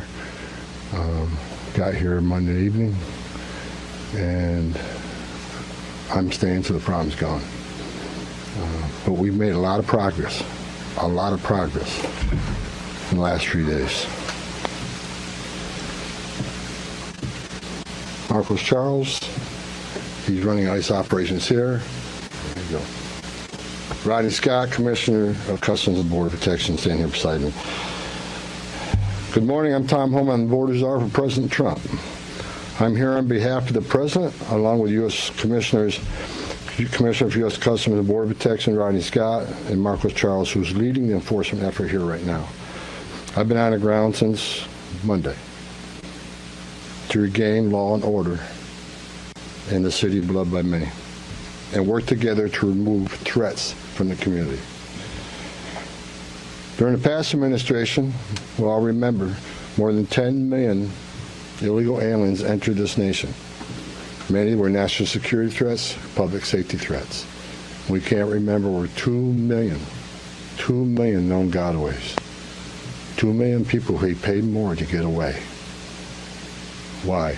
That should scare the hell out of everybody. President Trump promised American people, including the residents of Minnesota, that he would work to ensure our communities are safe. And with that, this administration is absolutely focused on identifying removal aliens that pose a public safety threat and national security threats. And the numbers prove it. The data proves it. In the past few days, I've met with Governor Walz, Attorney General Ellison, Mayor Frey, numerous police chiefs and sheriffs, and I have more to meet. I'll also be continuing the dialogue with business and religious leaders in partnership with Minnesota, your community leaders. I'll be meeting with them too, because I want to hear what they have to say. In my meetings with folks so far, most importantly, the governor and the AG, the Mayor Fry, we didn't agree on everything. I didn't expect to agree on anything. I've heard many people want to know why we're talking to people who they don't consider friends in administration. Bottom line is you can't fix problems if you don't have discussions. I didn't come to Minnesota for photo ops or headlines. You haven't seen me. I came here to seek solutions, and that's what we're going to do. And we've come a long way, and we got some good wins for the people of Minnesota, I think, and for the administration and for the safety and security of this city. One thing we did agree on, though, everybody I talked to agreed on, was that community safety is paramount. One thing we all agreed on was U.S. Immigration Customs Enforcement is a legitimate law enforcement agency that has a duty to enforce the laws enacted by Congress and keep this community safe. Like I've said many times for the last several years, even before this administration, jurisdictions that refuse to cooperate with federal immigration authorities are sanctuaries for criminals. Sanctuary cities are sanctuaries for criminals, and endangers the residents of the community. To be clear, we did not agree with Minnesota state and local officials that they would be involved in immigration enforcement. I didn't ask them to be immigration officers. I'm asking them to be cops working with the cops to help us take criminal aliens off the street. What we did agree upon is not to release public safety arrests back in the community when they could be lawfully transferred to ICE. I'll speak more about that. I will highlight that the Minnesota State Prison System under the Department of Corrections have been honoring ICE detainers. And we appreciate that important collaboration, and we're going to expand upon that. That decision has made Minnesota safer, not only for residents of Minnesota, but the men and women law enforcement. Not just ICE, all law enforcement. Rather than arresting the same public safety threat, significant public safety threat over and over again, they agree to work with us to identify those people and remove them. I'm also pleased to announce I had a very good meeting with Attorney General Ellison, and he has clarified for me that county jails may notify ICE of the release dates of criminal public safety risks so ICE can take custody of them upon the release from the jail. And let me tell you why that's important. I know people are a lot concerned about the manpower has been set in law enforcement manpower. Look, I've said this many times before. I've said it for the last several years. Give us access to the illegal alien public safety threat and the safety and security of a jail. It's common sense. It's safer for the community, it's safer for the agent, and it's safer for the alien. Because anything can happen on a street arrest. It just makes common sense. And for the people that argue, well, we're a welcoming community because we want victims and witnesses of crime that are here illegally to feel safe to come to police without fear they're working with ICE, we're not going to talk to the victim and witness of crime. There's no problem there. They should feel safe to come to the police and ask for help. All we want is to talk to the person that local and state law enforcement authorities locked in a jail cell. They chose to lock this person up. That's who we want to talk to, the public safety threat. So the argument is that protects victim witnesses of crime. It's a bunch of crap. Victims and witnesses of crime don't want the bad guy back in their neighborhood either. So great progress with the Attorney General and local sheriffs. And one thing, when we have these agreements, it takes less law enforcement agents to do the job. One agent can arrest one bad guy in the safety and security of a jail where he's behind the wire. We know we don't have weapons. But when you normally release that public safety threat, illegal alien back in the community, we have a job to do. We're going to arrest him. So we're going to find him. And what happens is now we got to arrest somebody on his turf. We have access to who knows what weapons. Now we got to send the whole team out. Cover the back door, cover the front door, officer safety reasons. Then because of the hateful rhetoric and the attacks on ICE officers, now we got to send a security team behind the arrest team. So what could have been done with one person in safety and security jail, now we got 15, 16 people out there doing it. I know that causes stress in the community. So if we get these agreements in place, that means less agents on the street. More agents in the jail means less agents in the street. This is common sense cooperation that allows us to draw down on the number of people we have here. Yes, I said it. Draw down the number of people here.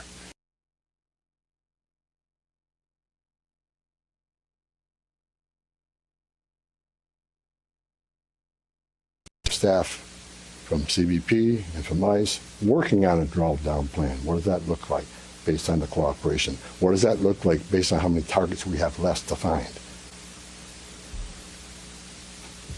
In my meetings with Governor Walz, AG Ellison, and Mayor Fry, as well as state and local law enforcement, again, I appreciate they all acknowledge that we do have federal immigration laws in this country that have been passed by Congress, and that ICE is in fact a legitimate law enforcement agency charged with enforcing those laws. We're not making this up, folks. ICE is enforcing laws enacted by Congress. They're a federal statute. That said, I'm not here because the federal government has carried this mission out perfectly. First thing I said to senior staff when I walked in here, that's what I told you earlier. I didn't come here looking for photo ops or headlines. I come here looking for solutions. I do not want to hear that everything that's been done here has been perfect. Nothing's ever perfect. Anything can be improved on. What we've been working on is making this operation safer, more efficient, by the book. The mission is going to improve because of the changes we're making internally. No agency or organization is perfect. And President Trump and I, along with others in the administration, have recognized that certain improvements could and should be made. That's exactly what I'm doing here. As such, in meetings I've had with federal law enforcement managers, including ICE and CBP and other federal partners, as well as state and local officials, I have conveyed the President's expectations with regard to federal immigration enforcement efforts. We will conduct targeted enforcement operations. Targeted. What we've done for decades. When we hit the streets, we know exactly who we're looking for. Good idea where we may find them. You have a criminal history. You have their immigration history. A lot of information about this person that we get from numerous databases out there. Targeted, strategic enforcement operations. That's traditionally been the case, and that's where we're going. That's what we're going to continue to do and improve upon that. With a prioritization on public safety threats. I want to be clear. I don't read a lot of social media. I don't read a lot of media. I don't believe half what I see. We are not surrendering the President's mission on immigration enforcement. Let's make that clear. Prioritization of criminal aliens doesn't mean that we forget about everybody else. That's just simply ridiculous. But when you have a criminal standing here and a non-criminal standing there, that criminal always should be targeted first because he's a significant concern to the safety and security of the community. By and large, for decades, ICE and CBP have carried out their duties with integrity, professionalism, and compassion. That remains the expectation under President Trump, and I will hold our agents and officers to that standard. I'm almost done, and Tom can be Tom.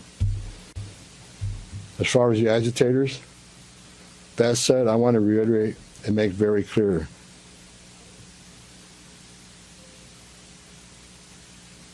I want to make it clear, ICE and CBP officers are performing their duties in a challenging environment under tremendous circumstances, but they're trying to do it with professionalism. If they don't, they'll be dealt with. Like any other federal agency, we have standards of conduct. They are sworn law enforcement officers working tirelessly to enforce our country's border security and immigration laws, protecting the interests of our country and preventing dangerous people from walking the streets of this nation when they're not supposed to be here to begin with. Men and women of ICE, I was a Border Patrol agent. I was an ICE agent. I was the first ICE director that came up through the ranks. I spent over 40 years doing this. These men and women that carry that badge and gun are American patriots. They put themselves on the line for this nation every day. But I want you to remember, they don't hang their badge, they don't hang their heart on a hook every day they come to work. They're mothers and fathers too. They're sons and daughters too.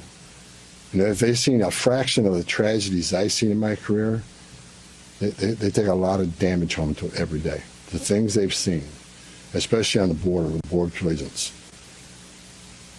People drowning in the river, women being raped by criminal cartels, giving CPR to a baby that was thrown in the river by the cartels because Border Patrol came too close. So let's throw the baby in the river. That way the Border Patrol was concentrating on that so I can get away. These men and women see some terrible things.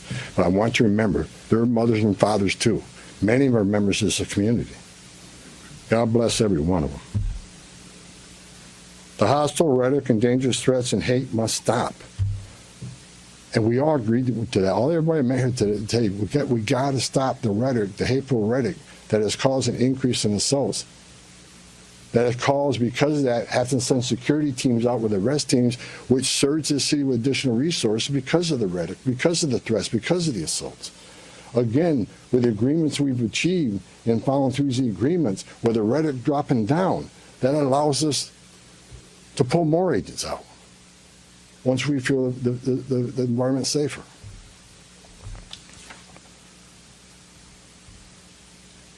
I begged for the last 2 months on TV for the rhetoric to stop. I said in March, if the rhetoric didn't stop, there was going to be bloodshed. And there has been. I wish I wasn't right. I don't want to see anybody die. Not officers, not members of the community, and not the targets of our operations. For the people out there who don't like what ICE is doing, if you want certain laws reformed, then take it up with Congress. Again, ICE is making this up. They're enforcing laws enacted by Congress and signed by the President. The same laws have been on the books for the last 6 presidents I worked for. I started with President Reagan and ending with President Trump. Every administration, we enforce the same laws. If you don't like what ICE is doing, instead of protesting this building, go protest Congress. Tell me we want changes. If you have your First Amendment rights, I support that. You have the right to protest. I'm just asking you to keep it peaceful. But threatening law enforcement officers, engaging in impeding and obstruction and assault is never okay. And there will be zero tolerance. You interfere, impede, assault an ICE officers, you will be arrested.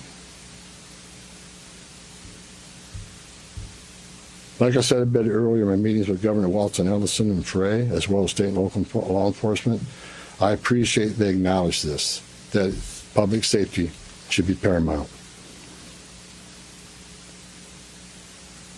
The chiefs I've talked to committed to responding to 911 calls when protesters turn violent, agents are in a dangerous situation, and there's assaults.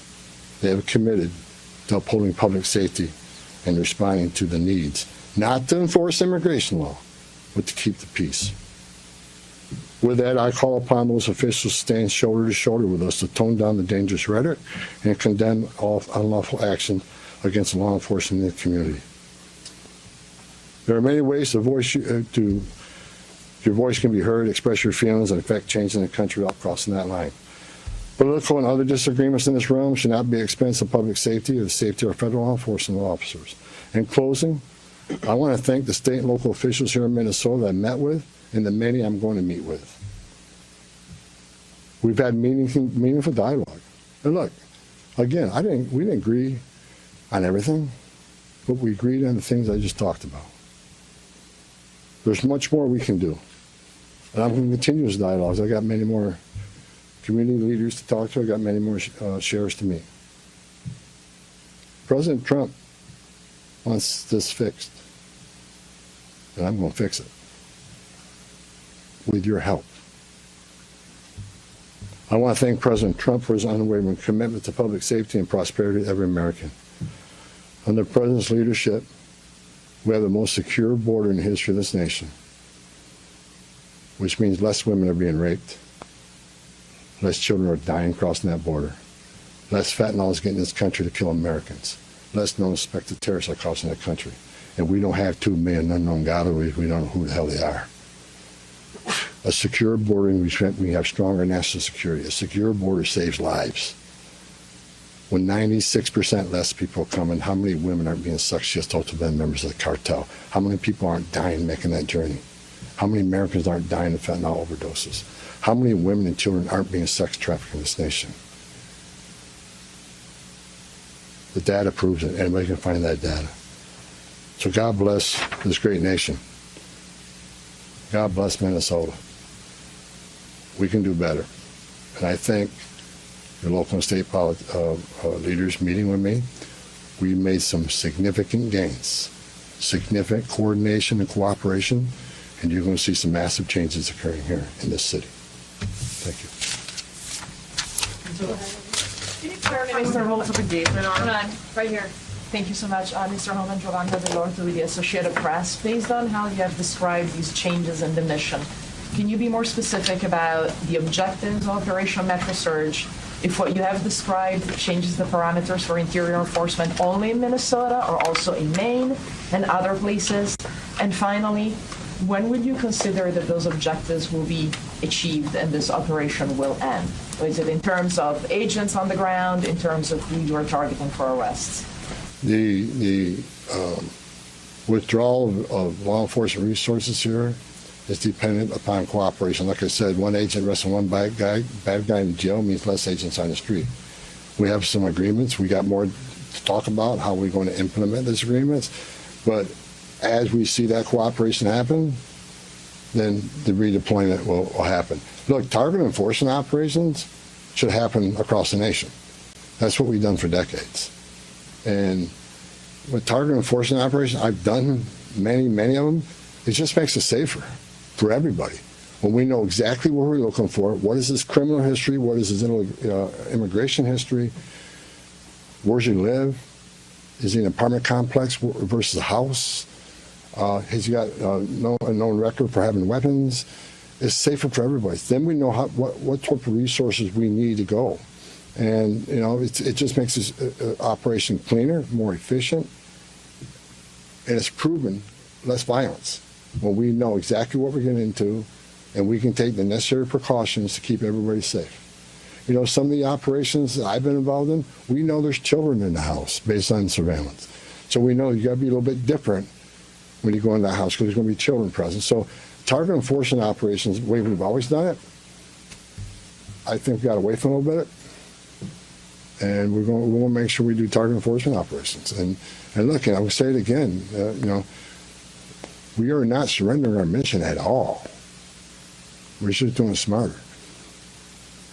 Shimon Prokopez from CNN. Mr. Holman, how did we get here in terms of you had Greg Bovino, who was the face of this immigration operation, the mission, as you say, to having border patrol agents in the interior of this country, stopping U.S. citizens, asking them for ID, creating this fear in places like Chicago and now here.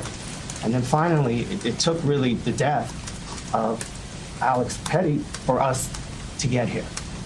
How did that happen? Who made the decisions to allow this kind of operation to proceed in this way and to create such fear?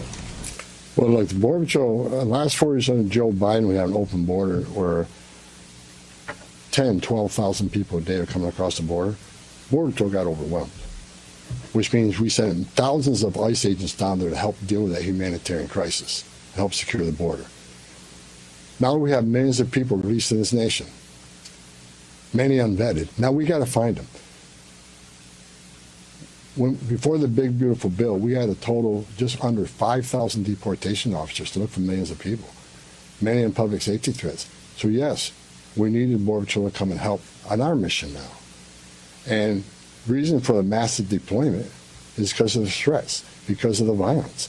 Our officers need to be protected. If I'm on an operation, an arrest team, I'm going to a house, I got to be busy with that guy, the dangerous guy, and I can't keep looking over my shoulder at what's happening outside the house. So we brought extra resources in to provide that security. And as I said, as we drill down on these great agreements we got, this great understanding we have means less. So we can draw down those resources. When the violence decreases, we can draw down those resources. But based on the discussions I've had with the governor and the AG, we can start drawing down those resources as far as those looking for public safety threats being released, and do it in the jail with much less people. So the drawdown is going to happen based on these agreements. But the drawdown can happen even more if the hateful rhetoric and the impediment and interference will stop. So Border Patrol, I was a Border Patrol agent. These men and women are patriots. God bless them. They're here to help us. And the drawdown will come soon, depending on when this actually, I see this in play. But the agreements to have alone is going to cause a significant drawdown.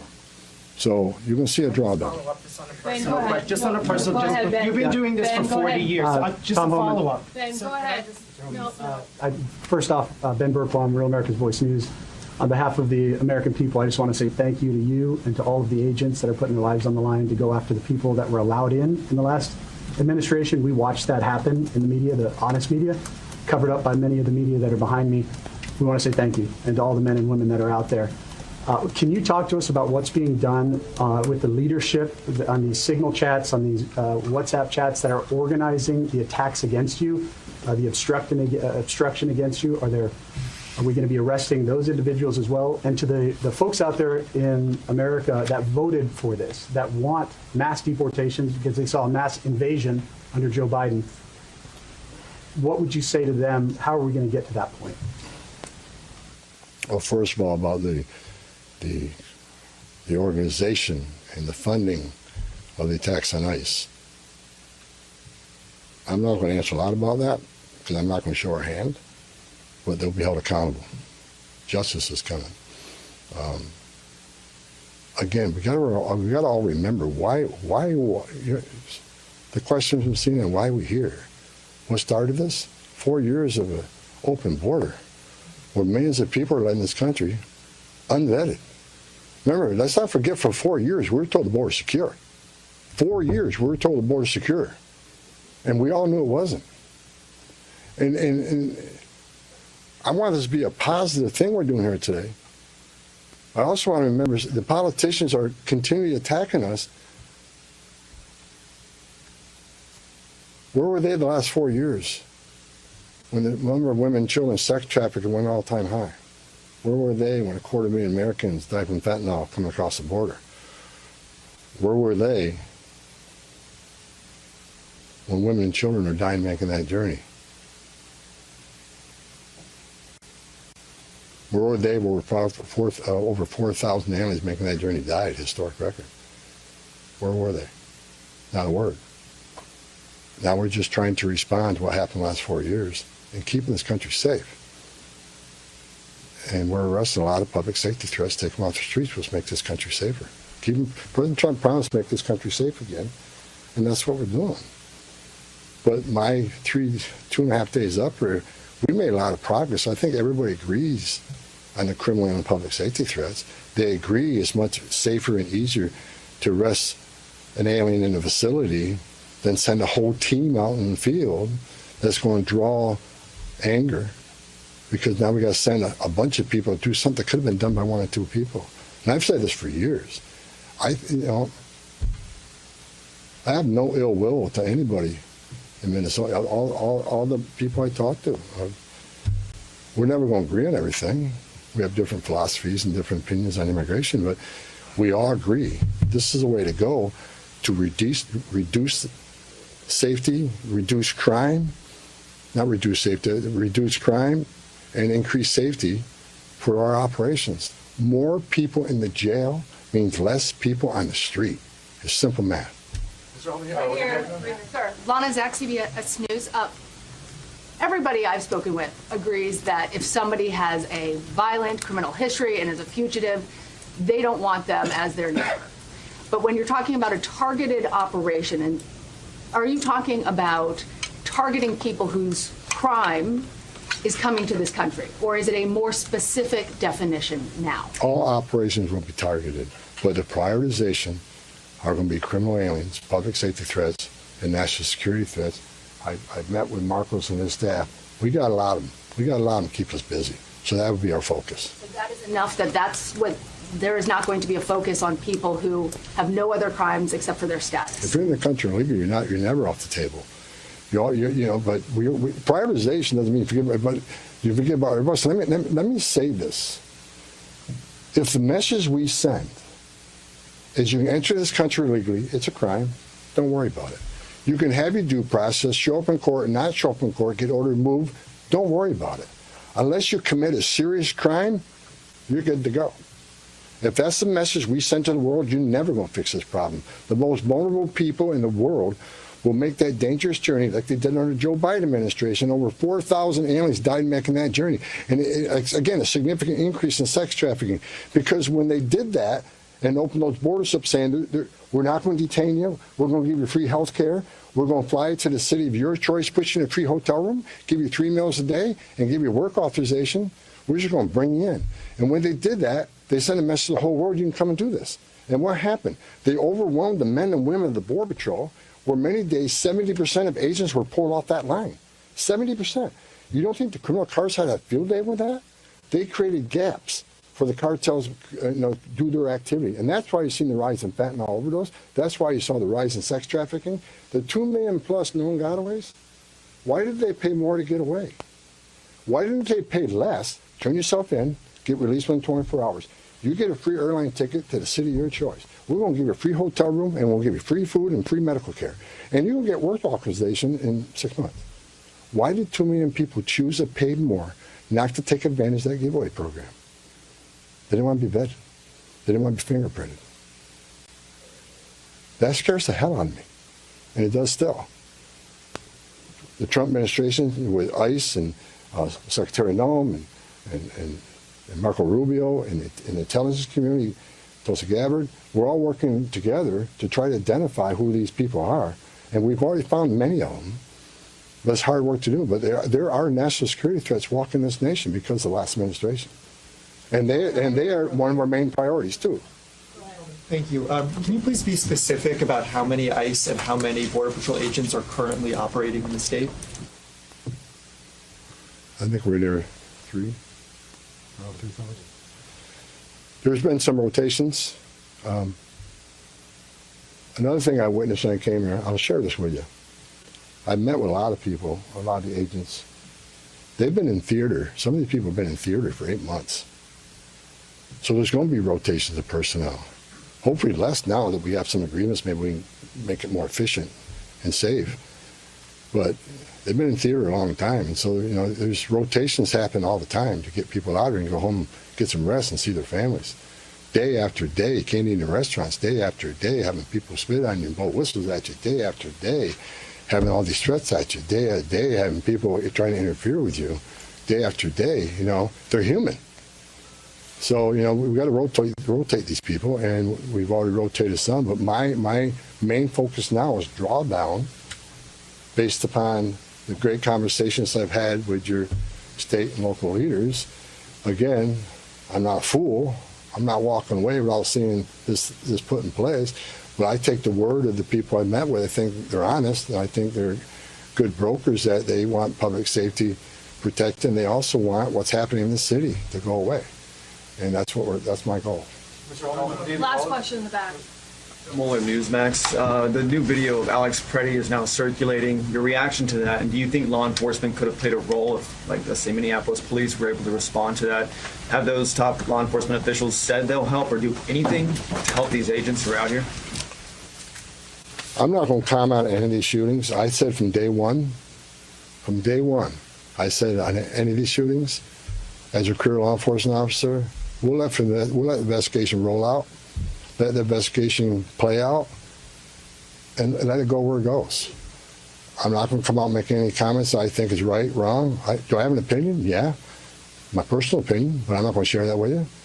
I'm going to tell you to let the investigation play out and see where it goes. But again, the president,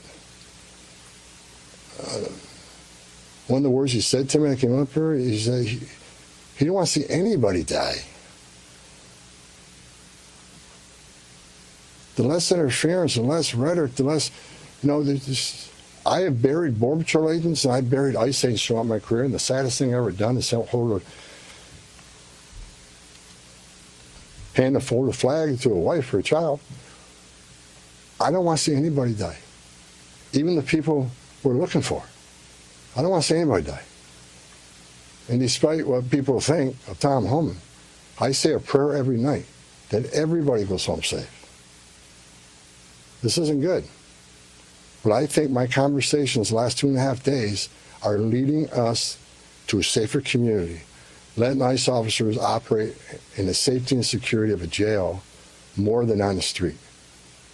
I think anybody here with common sense would say it's safer to arrest a public safety threat in the safety and security of a jail. And let me tell you, what is that going to result in? Less collateral arrests. When we go find that bad guy, when we find that bad guy, many times it's with others. Well, guess what? They're in the country illegally. We're going to enforce immigration law. They're coming too.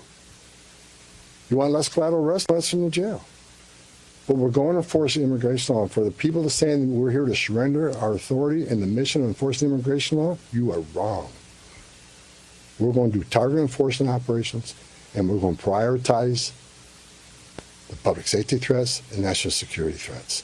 That is what we're here to do.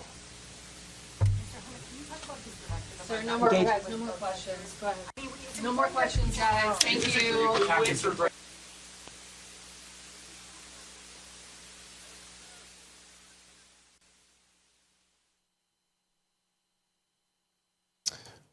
The microphone is being cut, and Border Czar Tom Homan making his way back into the building and away from the microphone after just addressing the media there for the first time since arriving in Minneapolis and after taking over operations in Minneapolis. He arrived Monday, and today was the first opportunity we've had to hear from him. Let's bring in Dr. Gina and David to kind of figure out what all we heard and to kind of break down what all we heard. David, it seems to me the big takeaway here from Tom Homan and what he said repeatedly is asking the local sheriffs to allow his agents in, be they CBP agents or ICE agents, allow them into the jails in order to arrest the people and deport the people who are already in jails. Otherwise, his agents have to be exposed to the public as they're fighting crime and trying to make these arrests and deportations in neighborhoods, which puts them again at risk. You were saying, well, yes. Well, to be clear, that was the ask, and the breaking news this morning, and the huge deal is that that ask has been granted. The Attorney General, Keith Ellison in Minnesota, says that they will have access to the local jails when these illegal criminal aliens are up for release. They will notify ICE and say, okay, they're about to be released, have at it. And Homan and his boys will go in and do the job. Take them away. That's huge, guys. That's a victory, full stop. That's a victory, full stop. Forget everything else that was said, and there's a lot to be talk about. But that's the victory here, and that's the breaking news. Because the liberals are going to go berserk when they heard that. They're going to go berserk. Wait for it. It's coming. The sanctuary city policies that they stick to. Don't you dare come into our jails and take our wonderful illegal criminal aliens. That's gone. Ellison just agreed to it to allow Homan to go in. I think we need to understand how significant that is. Now, we'll see if it actually happens. Okay. But the point is well, you say there, but Homan's not going to go to the mic. Homan ain't going to go to the mic and say that if he didn't get sign off from Ellison on this. So here's why I say there just really quickly, going to happen. Yes, Keith Ellison has said that that's going to be the policy, but local sheriffs still run their own jails. Local sheriffs still, no matter what the Attorney General says is the policy, local sheriffs still oversee their jails. And so there may be some outlying sheriffs that say, oh, I'm not going to cooperate. Dr. Gina, we're going to come back and get your thoughts on the other side of the break. Sorry, we've got to take a quick break, but want to hear from you on the other side of the break, Dr. Gina. We're back in 2 minutes. Introducing the limited edition God Bless the USA Bible, inspired by Lee Greenwood's hit song and the most recognized patriotic anthem in America, God Bless the USA. The God Bless the USA large print leather-bound King James Bible also contains America's founding documents, the U.S. Constitution, the Bill of Rights, the Declaration of Independence, and the Pledge of Allegiance, along with a handwritten chorus to Lee Greenwood's song, God Bless the USA. With its large print and slim design, this Bible invites you to explore God's Word anywhere, anytime. The God Bless the USA Bible makes the perfect gift and cherished family heirloom keepsake to pass on to future generations. Designed for an easy reading experience in the trusted King James Version translation, this large print Bible is perfect to take to church, Bible study, work, and for traveling. Order yours today at GodBlessTheUSABible.com.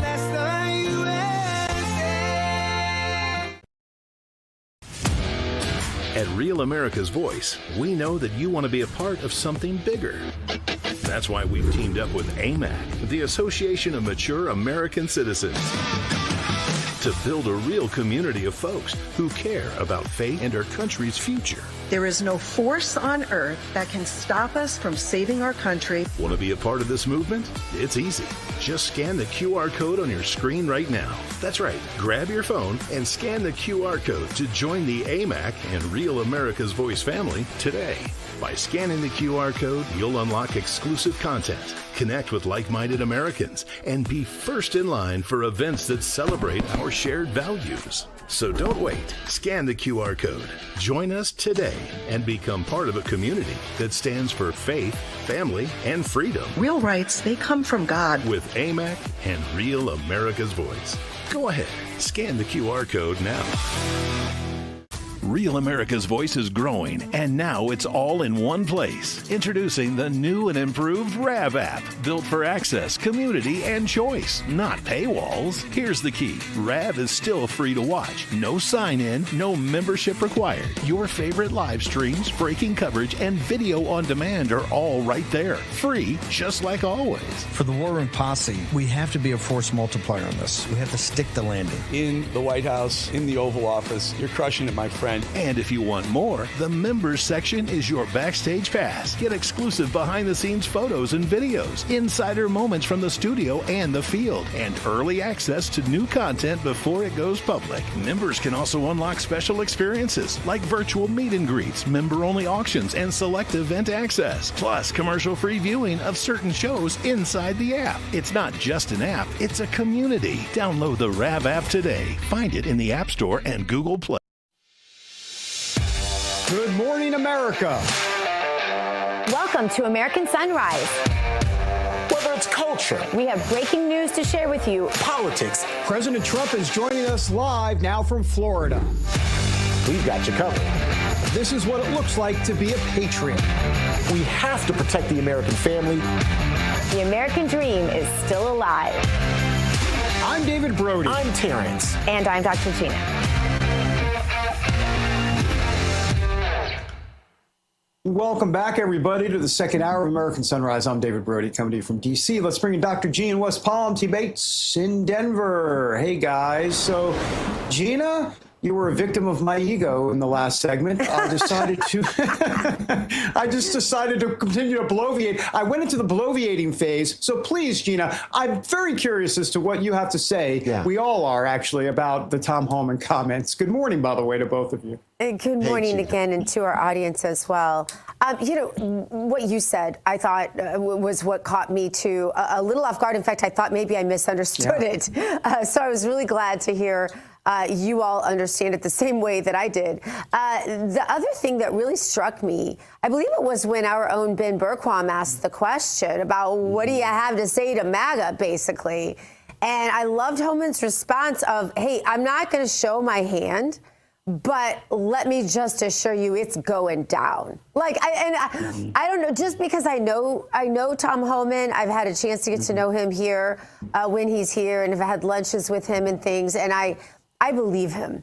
When he says, I'm not going to show my hand, but it's going down, MAGA is going to be fine. You all are going to be happy if you'll just let us do this. I'll tell you what, that's as probably one of the staunchest, fieriest, angriest, anti-illegal immigrant people in this country. I can tell you, I was like, oh, all right, you go, Tom. You know, I just think he is. I can't help but I adore him, and I like his personality. I think he's such a fit for this position at such a time as this, and I believed him, and we'll see. Terrance, I don't know. Yeah. Yeah, I'll just add, one of the things I like about him and that I think makes him charming is that he's not a politician. He's a lawman. He doesn't speak like a politician. His body posture isn't a politician. He's a lawman, and I get the sense, David, that he doesn't even necessarily enjoy being in front of the microphone. He'd rather be in the field getting the work done and deporting the criminals. That would be his preference. That's my impression. Yeah, we saw that at the beginning. It was like, I got to read these notes. I really don't want to do it. Right. You know, like enough with the talking points. And then he's like, you're going to get Tom here in a moment. Just let me get through this, which I thought was kind of funny. No desire to be president ever. Right? No desire to run for any other office. Never met a lobbyist. I doubt if he even knows a lobbyist. And if he did, I'm sure he moved on quickly. I feel like he doesn't have any vested interest other than the job that is set before him. This is his life's work. This is his absolute passion. He was born for this in ways that I don't think most people ever get to work a job they were born for that precisely. And I think that's what makes the magic. I do want to say one other piece of news, which I say piece of news. We knew it was coming, but this is the quote. This is Homan speaking. We're going to do a, quote, targeted strategic enforcement operation. And they're going to prioritize the criminals. This is what we talked about. We knew this was coming, but just to recap for those who didn't see it, indeed, they are going to go after what we thought about, the worst of the worst. But I did like the fact that he did the qualifier to say, hey, that doesn't mean we're not going after people that are in this country illegally. Like, in other words, he was saying that, hey, don't think that you can come here illegally, and as long as you don't commit a crime, you're good. I love that he said that because it's true. I mean, that's not what Trump is saying here. And just because we're going after the worst of the worst at the beginning, man, doesn't mean that you shouldn't be very careful about, being in this country illegally, especially if you came here under the Biden administration. But David, real quick, I want to ask you, was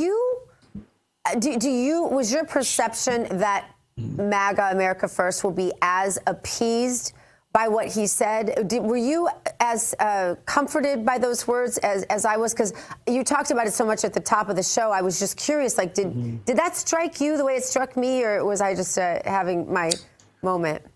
Well, I'll be honest with you. I think the question probably is right back at you, whether or not you feel appeased when he said that. When I heard it, I thought that MAGA would be glad that he said that, and I'm glad Ben Berquam asked that question about MAGA. Because that is, hat tip for sure. So I'm glad that came up. So I think to a degree, I mean, is it going to satisfy Steve Bannon? Is it going to satisfy, folks like that? I don't think so. But at least he said it, which is good. I mean, so I don't know. It's hard to say. Yeah. Well, look, guys, we're going to unpack or continue to unpack what we just heard from Tom Homan throughout the next hour or so. We do want to get a quick check of our forecast, though. Weather Nation meteorologist Tracy Anthony standing by with more on what you can expect out there. Tracy, good morning. Hey, good morning. You know, a lot of the country's still dealing with the cold air. However, this weekend, it's this coastal low that could be bringing the mid-Atlantic some hefty snowfall totals. So I want to talk you through kind of what we're expecting. We're expecting this low to develop Friday into Saturday, and this low is expected to get very powerful very quickly as it scoots up the coast. So we already have the cold air in place, and this low is going to pump in the moisture. So we're talking very impressive snowfall totals for areas like North Carolina, South Carolina, even up to Richmond and Roanoke, Virginia. So the latest models starting to shift this snowfall track farther down to the south and a little farther to the east, but we still have winter storm watches that have been issued for these areas and expecting up to 8 to 12 inches of snow. So that's one model outlook. There are still some uncertainty in this forecast just because that low hasn't even developed yet. But here's another model that's putting most of the snow out across the Outer Banks, areas like Kill Devil Hills.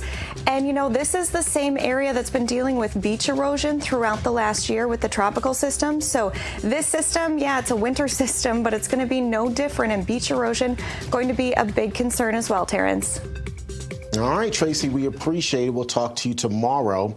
Let's get back over to David Brody now, though, folks, as we're continuing to unpack what we just heard from Border Czar Tom Homan, particularly as it relates to the potential government shutdown, with tomorrow being the deadline. David, I suspect Democrats were watching what Tom Homan had to say pretty closely. Oh, there's no doubt about that. So let's talk about that, T. Bates. We're going to bring in Nan Hayworth now, former Congresswoman, to talk about what's going on in Congress, about the Tom Homan remarks this morning. Boy, there's just, I'm going to use this word, it's above my vocabulary word list, a plethora of topics this morning. Nan, great to have you with us. What'd you make of Tom Homan's comments? We've got the Senate and the White House maybe working out a deal on DHS funding. I don't know. Have at it. And by the way, good morning to you. Yes, good morning. It's a privilege to be with you all, so thank you. Yes, well, as we all know, the Democrats in Congress are perceiving an opportunity, and certainly they have no hesitation. We know this from the shutdown that they prolonged unprecedentedly last fall. They have no compunction whatsoever about causing suffering in America if they feel they can make political points. And arguably, they may very well feel empowered because the November election in 2025 did yield some very strong results for Democrats. I think the folks who voted for them are going to come to regret it. I think Virginians may already be. But unfortunately, this is where we are. So they can't, while funding for Homeland Security, funding for enforcement, funding for Tom Homan and Greg Bovino and all their soldiers and troops out there, not soldiers literally, but all their agents protecting us, is solid.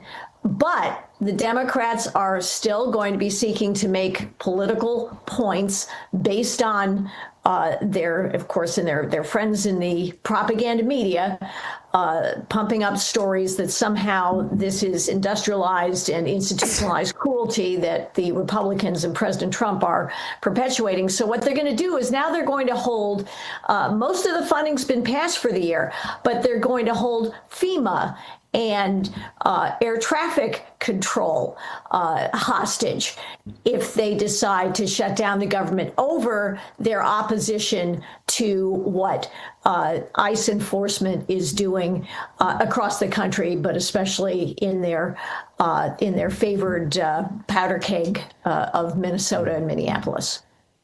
Doc, but wasn't what we just heard from Tom Homan somewhat disarming to that idea? I hear you loud and clear, and I think we've seen it happening.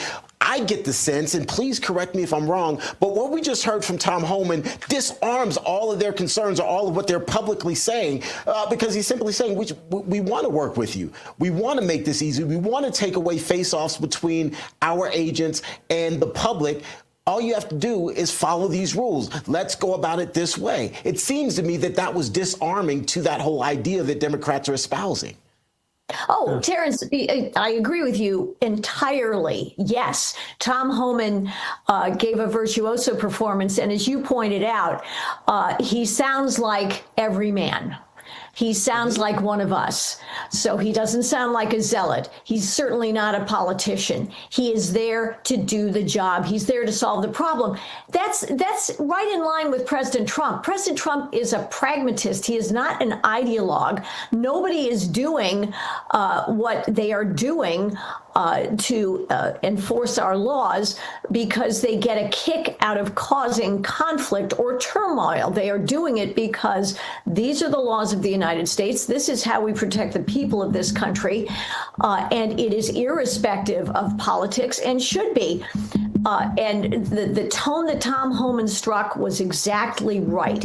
And I think for Republicans in general, for those of us who believe in our constitutional republic, which I hope extends beyond the Republican Party, and I know it does. A lot of independents out there agree with us, and there are Democrats too, but it's very important for us to emphasize that what has happened in Minneapolis, what has happened in Minnesota is entirely on the hands of the Democrats in power there, Waltz, Ellison, Fry, and others. And I think part of the leverage that Tom Homan brings to this discussion on behalf of President Trump, of course, part of his leverage is probably that they have been discovered. The network, the organized, well-funded, and Tom Homan referred to it, the well-funded network that is setting up essentially, he did not use this word, but I will use this word, and I'm not the only one, setting up an insurrection. This seditious network is now under scrutiny. So to the extent that Waltz, Ellison, and Fry and other Democrat politicians and electeds in Minnesota will respond to that pressure because consequences will ensue. That is, I think, going to be leverage against what they're doing, because what they're trying to do is protect their own interests, including the massive Somali fraud ring that is a money laundering operation for the Minnesota Democrat Farmer Labor Party. Nan Hayworth, yeah, for sure. Nan Hayworth, great to have you today. Thank you. The doctors in the house, thanks for making a house call, a telehealth call. We appreciate it. Thank you for being here. Honored to be with you. Thank you. Nan. Good to see you, Doc. Sounds good. Coming up, Governor Tim Walz says Minnesota cooperates with ICE. What? Huh? But the data, by the way, is telling a very different story. Tim Walz lying? Who would have thunk it? We're back in a moment. Quite a load of money missing, new millionaires, all the kids are leering in fake daycares. That's Somali. At Real America's Voice, we know that you want to be a part of something bigger. That's why we've teamed up with AMAC, the Association of Mature American Citizens, to build a real community of folks who care about faith and our country's future. There is no force on earth that can stop us from saving our country. Want to be a part of this movement? It's easy. Just scan the QR code on your screen right now. That's right. Grab your phone and scan the QR code to join the AMAC and Real America's Voice family today. By scanning the QR code, you'll unlock exclusive content, connect with like-minded Americans, and be first in line for events that celebrate our shared values. So don't wait. Scan the QR code. Join us today and become part of a community that stands for faith, family, and freedom. Real rights, they come from God. With AMAC and Real America's Voice. Go ahead, scan the QR code now. Real America's Voice is growing, and now it's all in one place. Introducing the new and improved RAV app, built for access, community, and choice, not paywalls. Here's the key. RAV is still free to watch. No sign-in, no membership required. Your favorite live streams, breaking coverage, and video on demand are all right there. Free, just like always. For the War Room Posse, we have to be a force multiplier on this. We have to stick the landing. In the White House, in the Oval Office, you're crushing it, my friend. And if you want more, the members section is your backstage pass. Get exclusive behind-the-scenes photos and videos, insider moments from the studio and the field, and early access to new content before it goes public. Members can also unlock special experiences like virtual meet and greets, member-only auctions, and select event access, plus commercial-free viewing of certain shows inside the app. It's not just an app, it's a community. Download the RAV app today. Find it in the App Store and Google Play.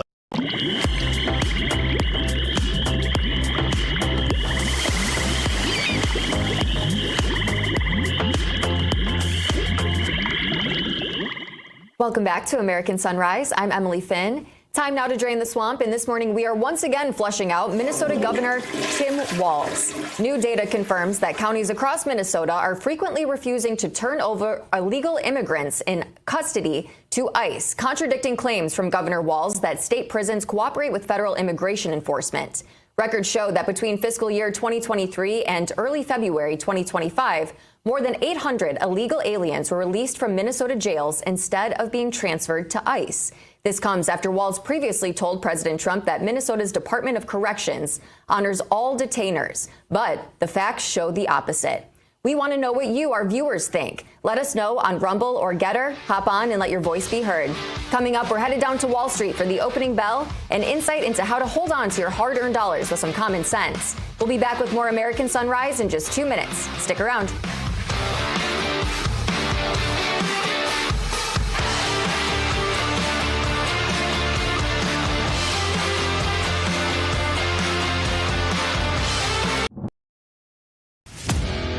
At Real America's Voice, we know that you want to be a part of something bigger. That's why we've teamed up with AMAC, the Association of Mature American Citizens, to build a real community of folks who care about faith and our country's future. There is no force on earth that can stop us from saving our country. Want to be a part of this movement? It's easy. Just scan the QR code on your screen right now. That's right. Grab your phone and scan the QR code to join the AMAC and Real America's Voice family today. By scanning the QR code, you'll unlock exclusive content, connect with like-minded Americans, and be first in line for events that celebrate our shared values. So don't wait. Scan the QR code. Join us today and become part of a community that stands for faith, family, and freedom. Real rights, they come from God. With AMAC and Real America's Voice. Go ahead. Scan the QR code now.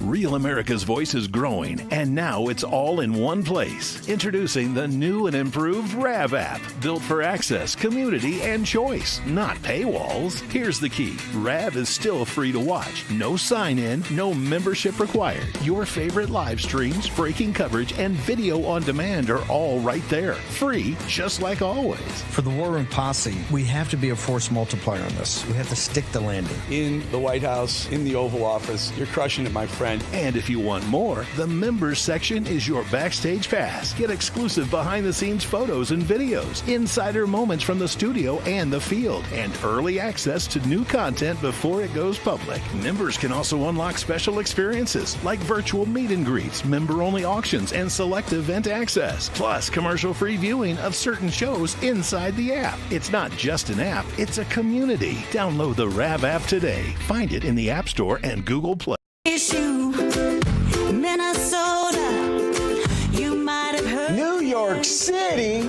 Yes, this is New York City. We are getting ready for the opening bell at the New York Stock Exchange. It is set to ring here in about 7 or 8 minutes. We'll take you there live momentarily. In the meantime, here's a quick look at how pre-market trading is looking. As you can see, the Dow is down. The rest of our board is in the green, though, looking pretty decent. Hopefully it stays that way or even increases. We'll take you again to New York for the opening bell shortly. But now let's get you over to David Brody. David, good morning. Good morning to you, Bates. All right, we are following the developing situation in Minnesota. We had Border Czar Tom Homan speaking to reporters just in the last hour or so. As you know, we've been talking about it all morning. Let's get some more now on that with Ben Bergquam, who was there and, of course, asked Tom Homan a question. He's known Tom for a very long time. And Ben, thanks for being here. I'm so curious as to what you thought of his remarks and also kind of what's been going on here. I have a lot of questions, so I don't even know where to begin. But why don't we just say this? The liberals are going to go apoplectic when they heard him announce that Ellison, the attorney general, is going to allow ICE to go basically into local jails. They'll at least be able to be notified of when these illegal aliens are going to be released. That's a huge victory right there, Ben.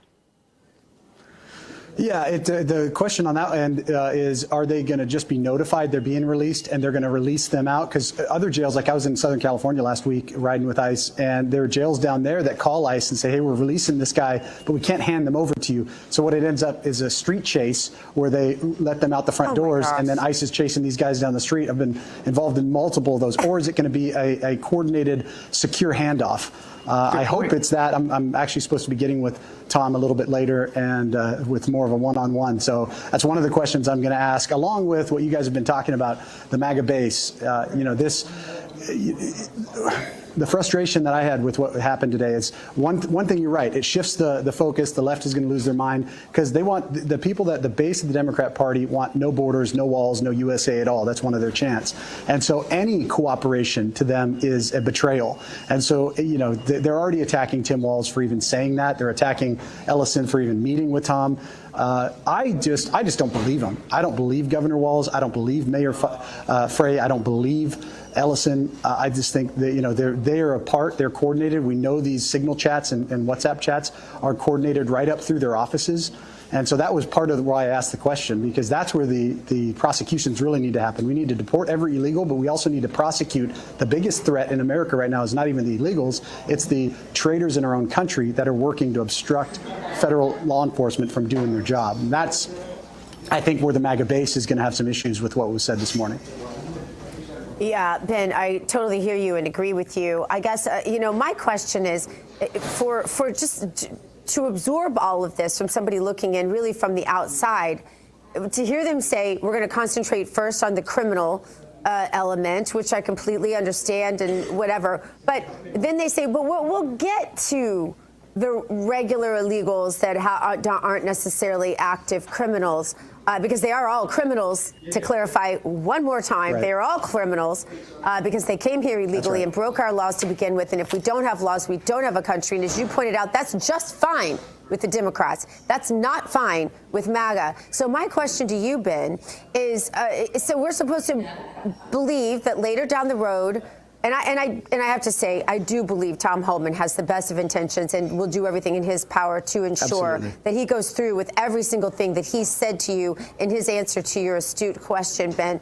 But from a practical perspective and knowing government, I guess I have trouble saying, if you can't do it now, what makes you think you're going to be able to do it after midterms? What makes you think you're going to be able to do it? I don't see that long road vision being very accurate in terms of enforcement. Do you, Ben?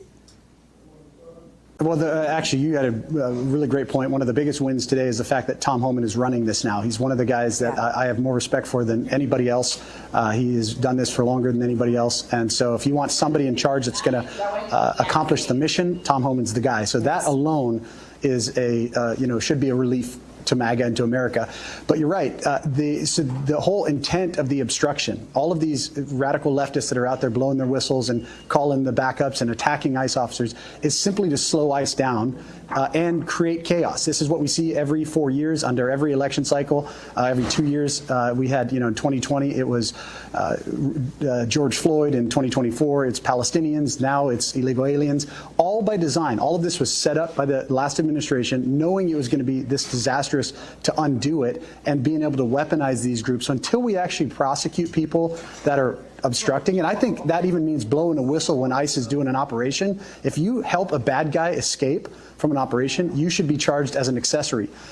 Until that actually starts happening, you're not going to see any of this change. The scary thing is, I've been all over the country. I think Minneapolis is the worst city in America when it comes to this confluence of people that hate America and are working to undermine this country. When you consider the communists, leftists, jihadists, and then just the thug element in the weather that's here, you just have some really hardened, not nice people. And so that's what these guys are having to deal with. I think part of what Tom did today and part of the administration's focus is on deflecting and kind of moving this, kind of lowering the temperature, because the last thing we want is all-out civil war. I say we as in, people that want law and order. I think the other side actually does want that. And so it'll be interesting to see how this plays out, if it slows them down at all, if it changes the rhetoric. But you're right. We're not going to fix this. Two things real quick. We're not going to fix this until we actually have that mindset. I loved when ICE was down walking the street and Border Patrol's walking the street, and especially in these communities that are 50, 60, 80% illegals. But you're not going to change that until there is this sense that you can't come to America illegally, and Tom addressed that. But the most important part of this is the midterms. Until we actually pass things in Congress, Tom said that earlier, if you want to change any of these laws, you have to pass them in Congress. The midterms are the most important. Strategically, Republicans are looking at that and saying what's best for us. Also, Democrats are looking at it saying what's best for us. And so that's what you're seeing play out here, whether or not, it's the ultra MAGA base of saying we want mass deportations, everyone deported, like I would like to see, or you have, the other side who's saying, hey, let's slow it down because I've got a race to win. And so all of these things are happening at the same time. So, Ben, we got 30 seconds. You say we want to see everybody deported. So with Tom Homan now saying targeted enforcement operations, they're not going to be doing that, at least in the time being. And to Gina's point, will it ever get done? What's your sense? 30 seconds. Not until we get a Congress that actually passes laws to make these executive orders permanent. That's the key. So midterms are that's make or break it for America. Ben, before we let you go, I just want to point everyone to your Twitter and my Twitter, where I retweeted you probably more recently. You had the most interesting interaction. You went to a meeting there in Minnesota, and I will say I have never seen the level of hatred and just brutal cynicism like you're talking about. I've never seen anything like it. I watched the thing in total. I want everyone to go watch it when the show is over and when, I don't know, in the middle of the night when there's no RAV programming. I don't know. Thanks. But Ben, thank you so much, David. Thank you, guys. Yeah. Thanks, Appreciate you. All right. Let's head over to T Bates. We got the opening bell sponsored by AMAC. The Association of Mature American Citizens is the conservative voice for Americans 50 and older. AMAC is fighting for the values that you hold dear. Join today. Together, we can write the course of America. We are seconds away from the opening bell at the New York Stock Exchange, and then we'll get an idea of how this Thursday of trading ultimately is going to pan out. You hear the applause, which means the bell is going to ring here in short order, and then we'll get the scurrying on the floor as those first sales and buys are actually tendered. So here we go, ladies and gentlemen. The opening bell going to ring here momentarily. Right on cue, there you have it. The markets are now officially open, and let's take a quick look to see how they are looking. Green from top to bottom, that's a good sign. Hopefully, if you're going to be one of those people who is investing today, it will be a profitable day for you and for the people that you're working with. Still to come here on American Sunrise, immigration remains a political win for Republicans, and new polling shows that voters are still demanding tougher enforcement, fewer taxpayer benefits for illegal immigrants, and accountability for employers. The numbers may actually surprise you, though. We'll talk about it next.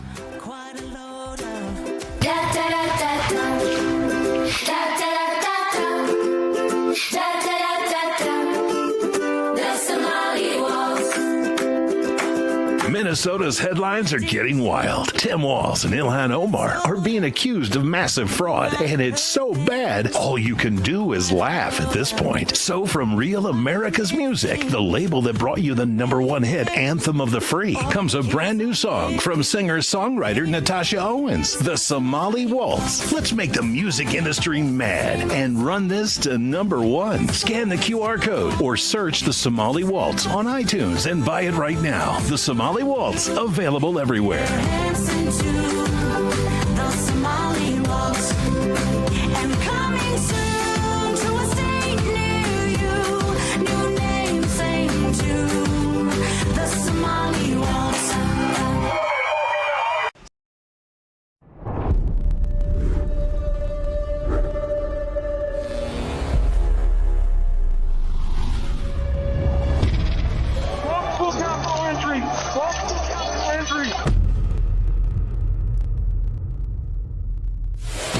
radical left knows exactly what they're doing. They want to steal the election. We're going to walk down Pennsylvania Avenue, and we're going to the Capitol. They need to take back our country. Events in Washington have taken a violent and tumultuous turn.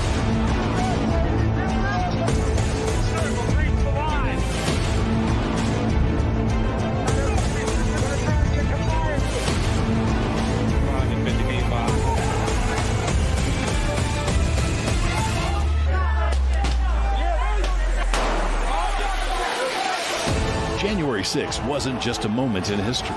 For thousands of Americans, it was the moment their voices were taken. It's insurrection. They were persecuted, hunted. Seditious conspiracy. But behind prison walls, something unexpected happened. They found their voice again. Started singing the national anthem. We took it up to him at Mar-a-Lago. He goes, I'll put my voice on it. Our supporters made this go platinum. Real America's Voice is telling the real story of January 6th like you've never seen it before. Everybody, this must be peaceful. This is not the story you were shown. I take responsibility. This is the story they live. Government entrapment scheme that this actually was. The J6 Patriots are no longer staying silent. They are speaking, they are standing, and they are telling the truth. You can't kill us. You can't beat us. Scan the QR code or visit RealAmericasVoice.com. Real America's Voice presents The Sleeping Giant. Available now.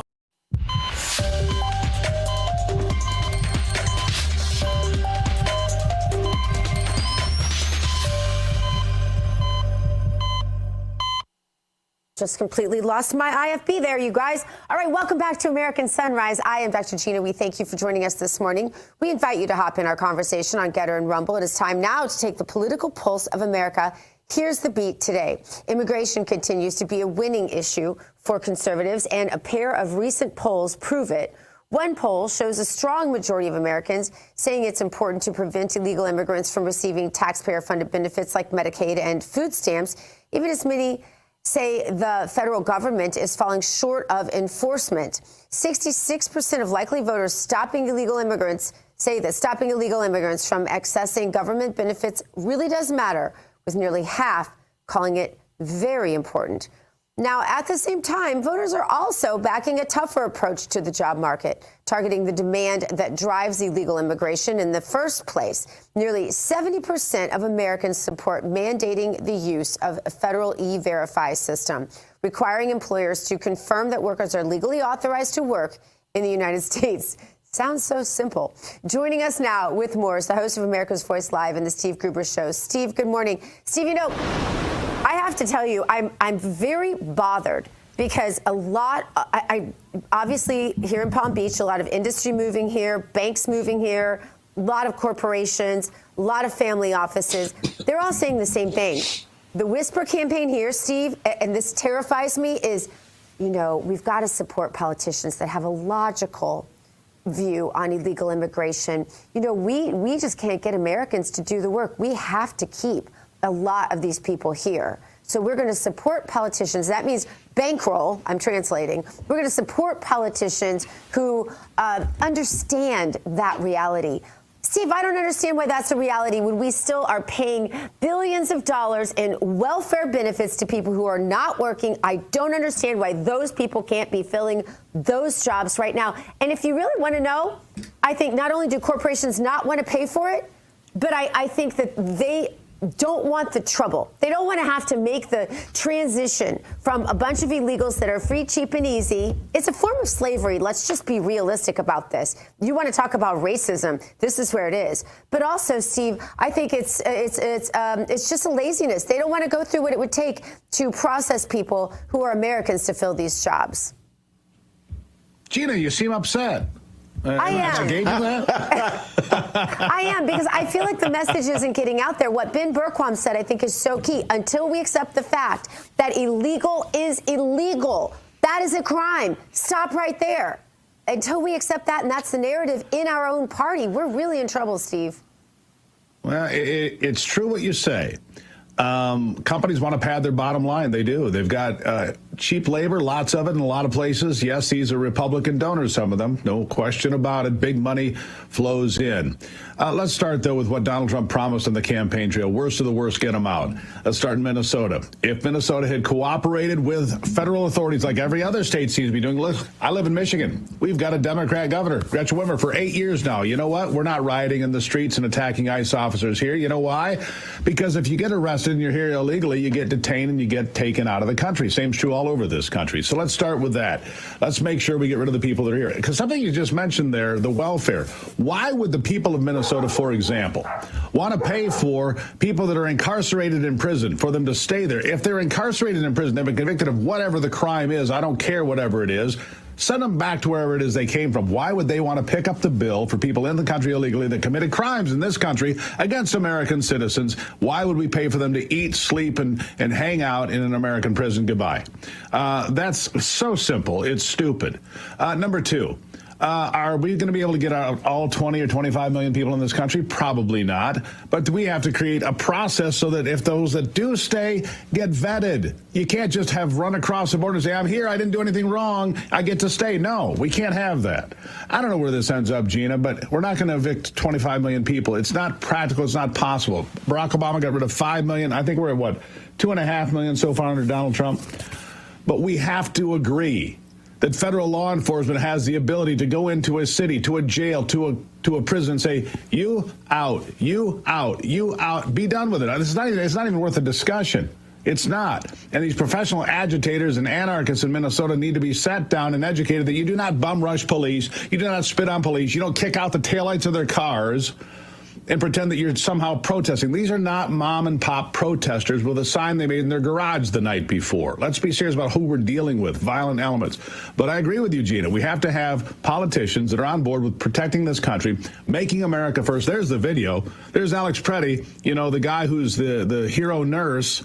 This is a few days before he was shot and killed doing the same thing. He was a serial agitator. He was a violent man. There it is, kicking out the taillight of a vehicle. That's violent. He's spitting on police officers. That's violent. We cannot tolerate. Zero tolerance for that. If you do that, you go to jail. And that's got to be the bottom line. In Minneapolis, Memphis, Montana, I don't care where. That's the bottom line. You commit violence, I don't care who you are or who you think you are. You go to jail. Do not pass go. Do not collect $200. Go straight to jail. That's where I am today. I'm a little fired up. Sorry, Gina, I just got a little fired. You got me all fired up. I'll stir it up, Gina. It's contagious. That video we're showing you is the first time I think we're showing that today, or at least discussing it today. That is, like you said, Steve, video from, I want to say it's January 11th. I think about 12 days or so. Was it 12? I don't know, days or so before the actual incident. David. Go ahead. If he was there on the 11th and he was there the day that he was in another fight with police and got shot, and he's been there every step of the way. I'm guessing, I was talking to an RNC consultant today. They said there's more videos coming of this guy doing the same things. He was a serial agitator. He was a violent man. Yeah, he may have been a nurse by day, but he was a violent person at other times, and he has a consistent record. It's clear from the video record that this was a guy, and he's not the only one. They're all in this together. This is not a protest. This is an organized movement. This is a pseudo-military operation being played out in the streets of Minneapolis. That's what it is. Well organized, well funded, and they are violent. There it is. Fact. This video does not lie. For sure. Terrance? Well, look, Steve, we want to turn now to kind of the State Department, if you don't mind, because there's a lot of news coming out there as well. Okay, I figured you wouldn't, only because it's me, Dave, only because it's me, Steve, and we're cool like that. Earlier this week, the department announced that it's completed the withdrawal from the Paris Climate Agreement, which, of course, President Trump ordered last year. In a post on X, the department wrote, and this is a quote here, Steve, the Paris Climate Agreement undercuts American energy independence, seeks climate finance redistribution, and tries to enforce net zero compliance pressure. POTUS also saying no more. Our taxpayers will not be given to countries that do not merit financial assistance. So, Steve, what do you make of all of this? And this is something that I would imagine also directly impacts your state there in Michigan.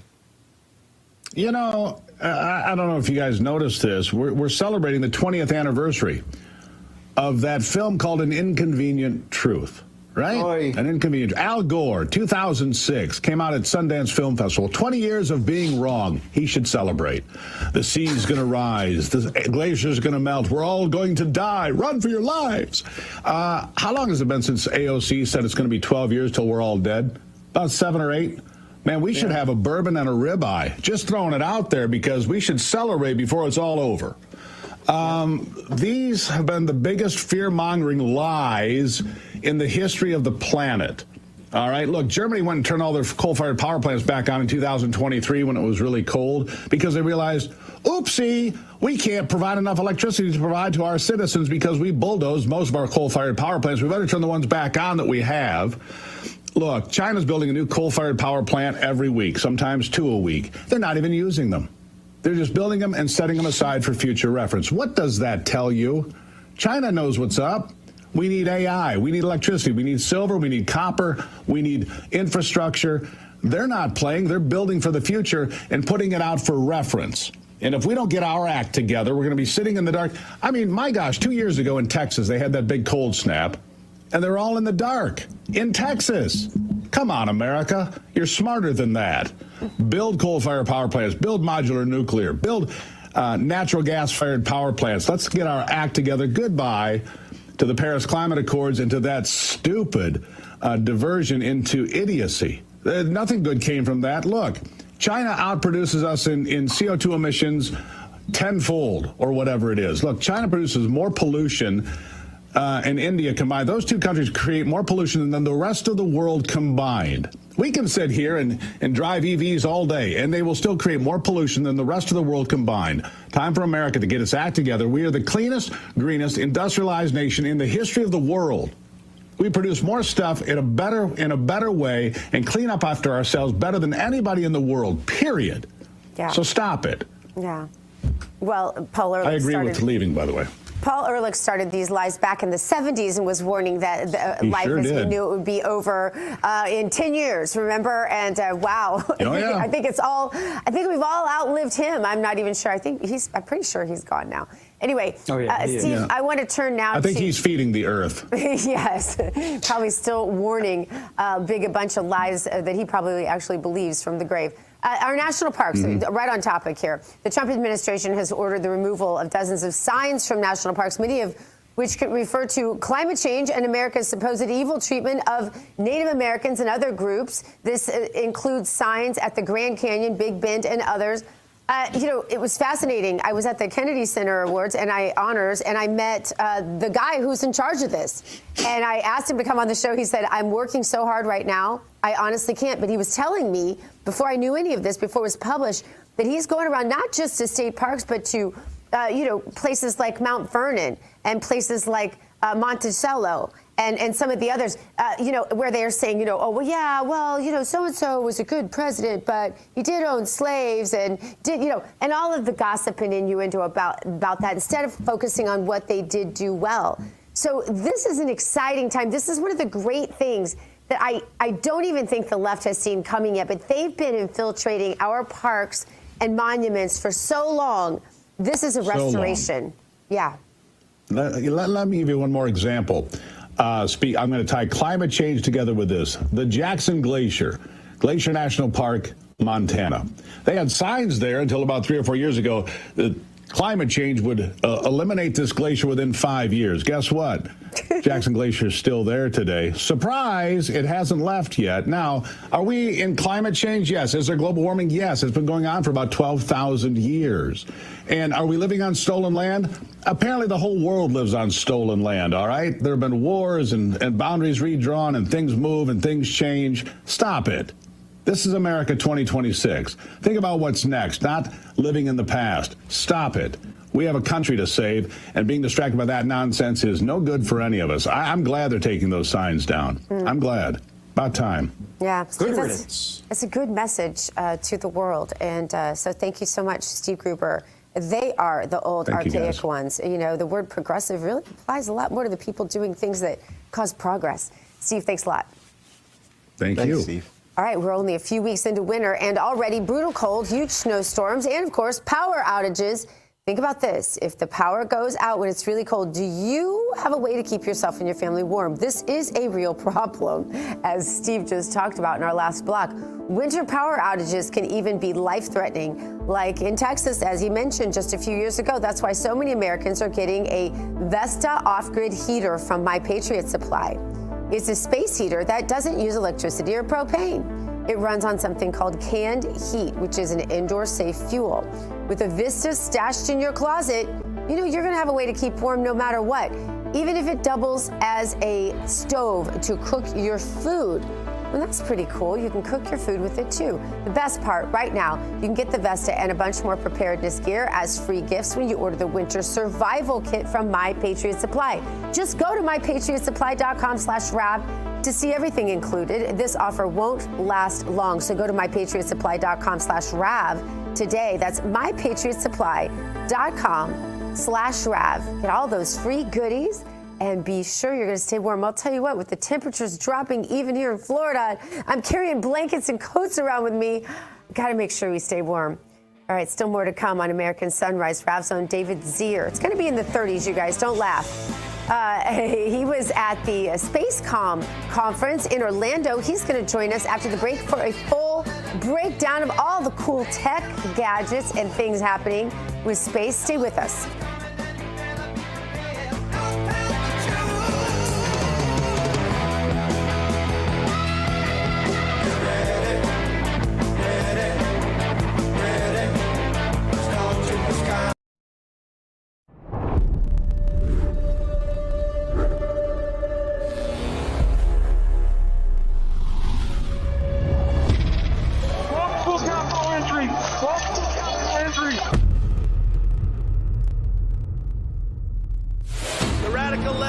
Exactly what they're doing. They want to steal the election.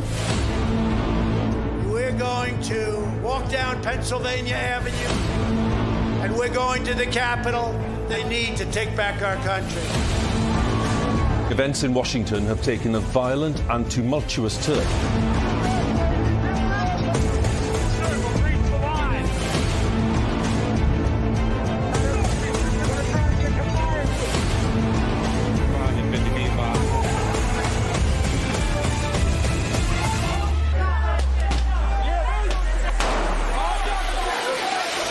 January 6th wasn't just a moment in history.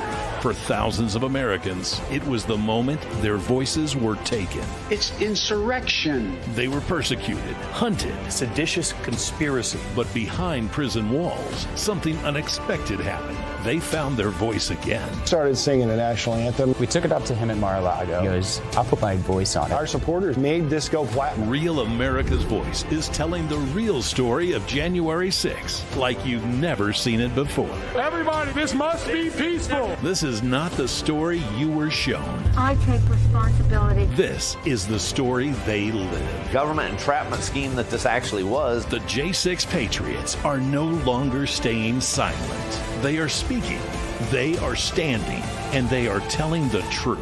You can't kill us. You can't beat us. Scan the QR code or visit RealAmericasVoice.com. Real America's Voice presents The Sleeping Giant. Available now.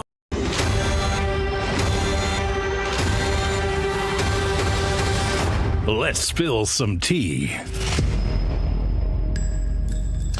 Let's Spill Some Tea is sponsored by Artillery Tea Company. It's the veteran-owned patriotic tea brand that delivers premium whole leaf tea in biodegradable sachets that brew twice as strong. Patriot, if you love great tea on your terms, check out the Patriots Brew Club for automatic shipments that you control. You can also cancel or you can swap flavors anytime with no commitments. You'll also get free shipping on every order. You'll get tiered discounts up to 20% and free milestone rewards along the way. Brew strong, stay patriotic, and head on over to artillerytco.com right now and click on Join the Patriots Brew Club in order to get started. All right, let's get right into what's in the cup today. And we're talking about Rav's very own David Zier, who is in Orlando right now for the SpaceCom conference. In fact, he had an opportunity to sit down with the commander of Space Command, General Stephen Whiting. Here is part of his interview. I have to start by talking about the U.S. Space Force. I'm a Space Force officer, and we get the lion's share of our capability from the Space Force, and they're an incredibly important partner. But the Army, the Navy, the Air Force, and the Marines also give me forces and people, and all of that together we use to defend American interests in space. And it really does take all of us and the expertises of all the services to achieve this outcome. And so, I'm very privileged to get to work with members from all of those branches, and I see their strengths each and every day. David Zier joining us live now. David, I'm invoking my inner Trekkie. It says that, space is the final frontier. And really, this administration kind of sees space as kind of the next frontier, if you will.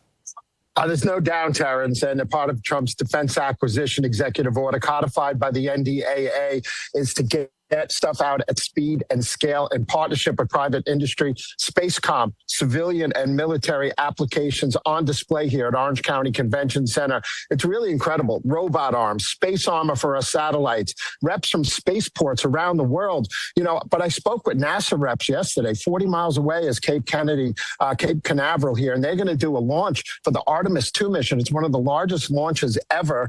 That's going to probably be next week. They're doing a wet dress rehearsal in a few days, and then a manned mission back to the moon, trying to beat the Chinese back there. Big threats. The Chinese are trying to secure 100,000 orbits for satellites. To give you an idea of that scale, Starlink has about 10,000 satellites or less. And they also have direct energy weapons that can take down our satellites. Space is the new theater of combat. I sat down with the commander of Space Command here. Why space is so important. Other countries have anti-satellite missiles, terrestrial-based direct energy laser weapons, forcing us to put product deeper into space, munitions that can be shot from hunter-killer satellites, robotic arms attached that could damage our equipment, and new reports that Russia may have a nuclear WMD in space, a big threat to all of our satellites. It's game over if something like that happened. And by the way, I'm waiting for Billy Howell, Carefree Largo, to join me on the ground here today for some fun at Spacecom 2026. All right, so I think you just made it very clear. This is all about fun. You're not really working. You're just cloaking your work in fun. David, always good to see you, my friend. I actually envy you today because I would love to be there. Very interesting stuff. David Zier on the ground there in Orlando. We appreciate you being here with us. More American Sunrise coming your way right after this.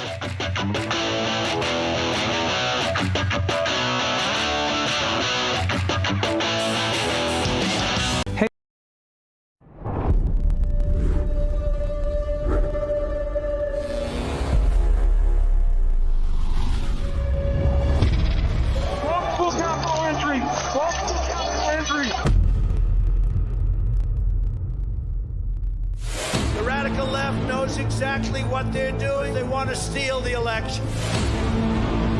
We're going to walk down Pennsylvania Avenue, and we're going to the Capitol. They need to take back our country. Events in Washington have taken a violent and tumultuous turn.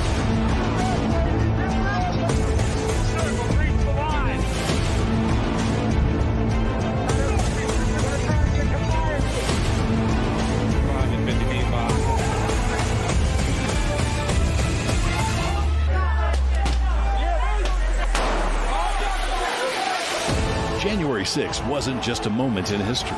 For thousands of Americans, it was the moment their voices were taken. It's insurrection. They were persecuted, hunted. Seditious conspiracy. But behind prison walls, something unexpected happened. They found their voice again. Started singing the national anthem. We took it up to him at Mar-a-Lago. He goes, I'll put my voice on it. Our supporters made this go platinum. Real America's Voice is telling the real story of January 6th like you've never seen it before. Everybody, this must be peaceful. This is not the story you were shown. I take responsibility. This is the story they live. Government entrapment scheme that this actually was. The J6 Patriots are no longer staying silent. They are speaking, they are standing, and they are telling the truth. You can't kill us. You can't beat us. Scan the QR code or visit RealAmericasVoice.com. Real America's Voice presents The Sleeping Giant. Available now.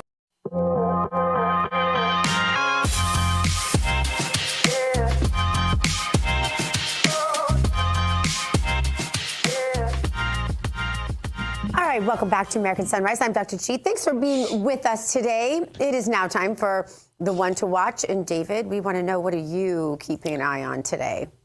Yeah, well, so much for lowering the rhetoric, guys. This is a truly insane story. There's a Democrat candidate in Ohio. It's the Ohio Attorney General candidate, one of them. He's under fire after posting a stunning message on social media claiming he plans to, this is a quote, kill Donald Trump. Elliot Forum, a former state representative, said the comment was meant in a legal context. He was describing a hypothetical criminal conviction and capital punishment for the sitting president. Take a look. You tell me what you think when you hear him talk here. Look at this. Hi, this is Elliot Forhan, candidate for Ohio Attorney General. I want to tell you what I mean when I say that I am going to kill Donald Trump.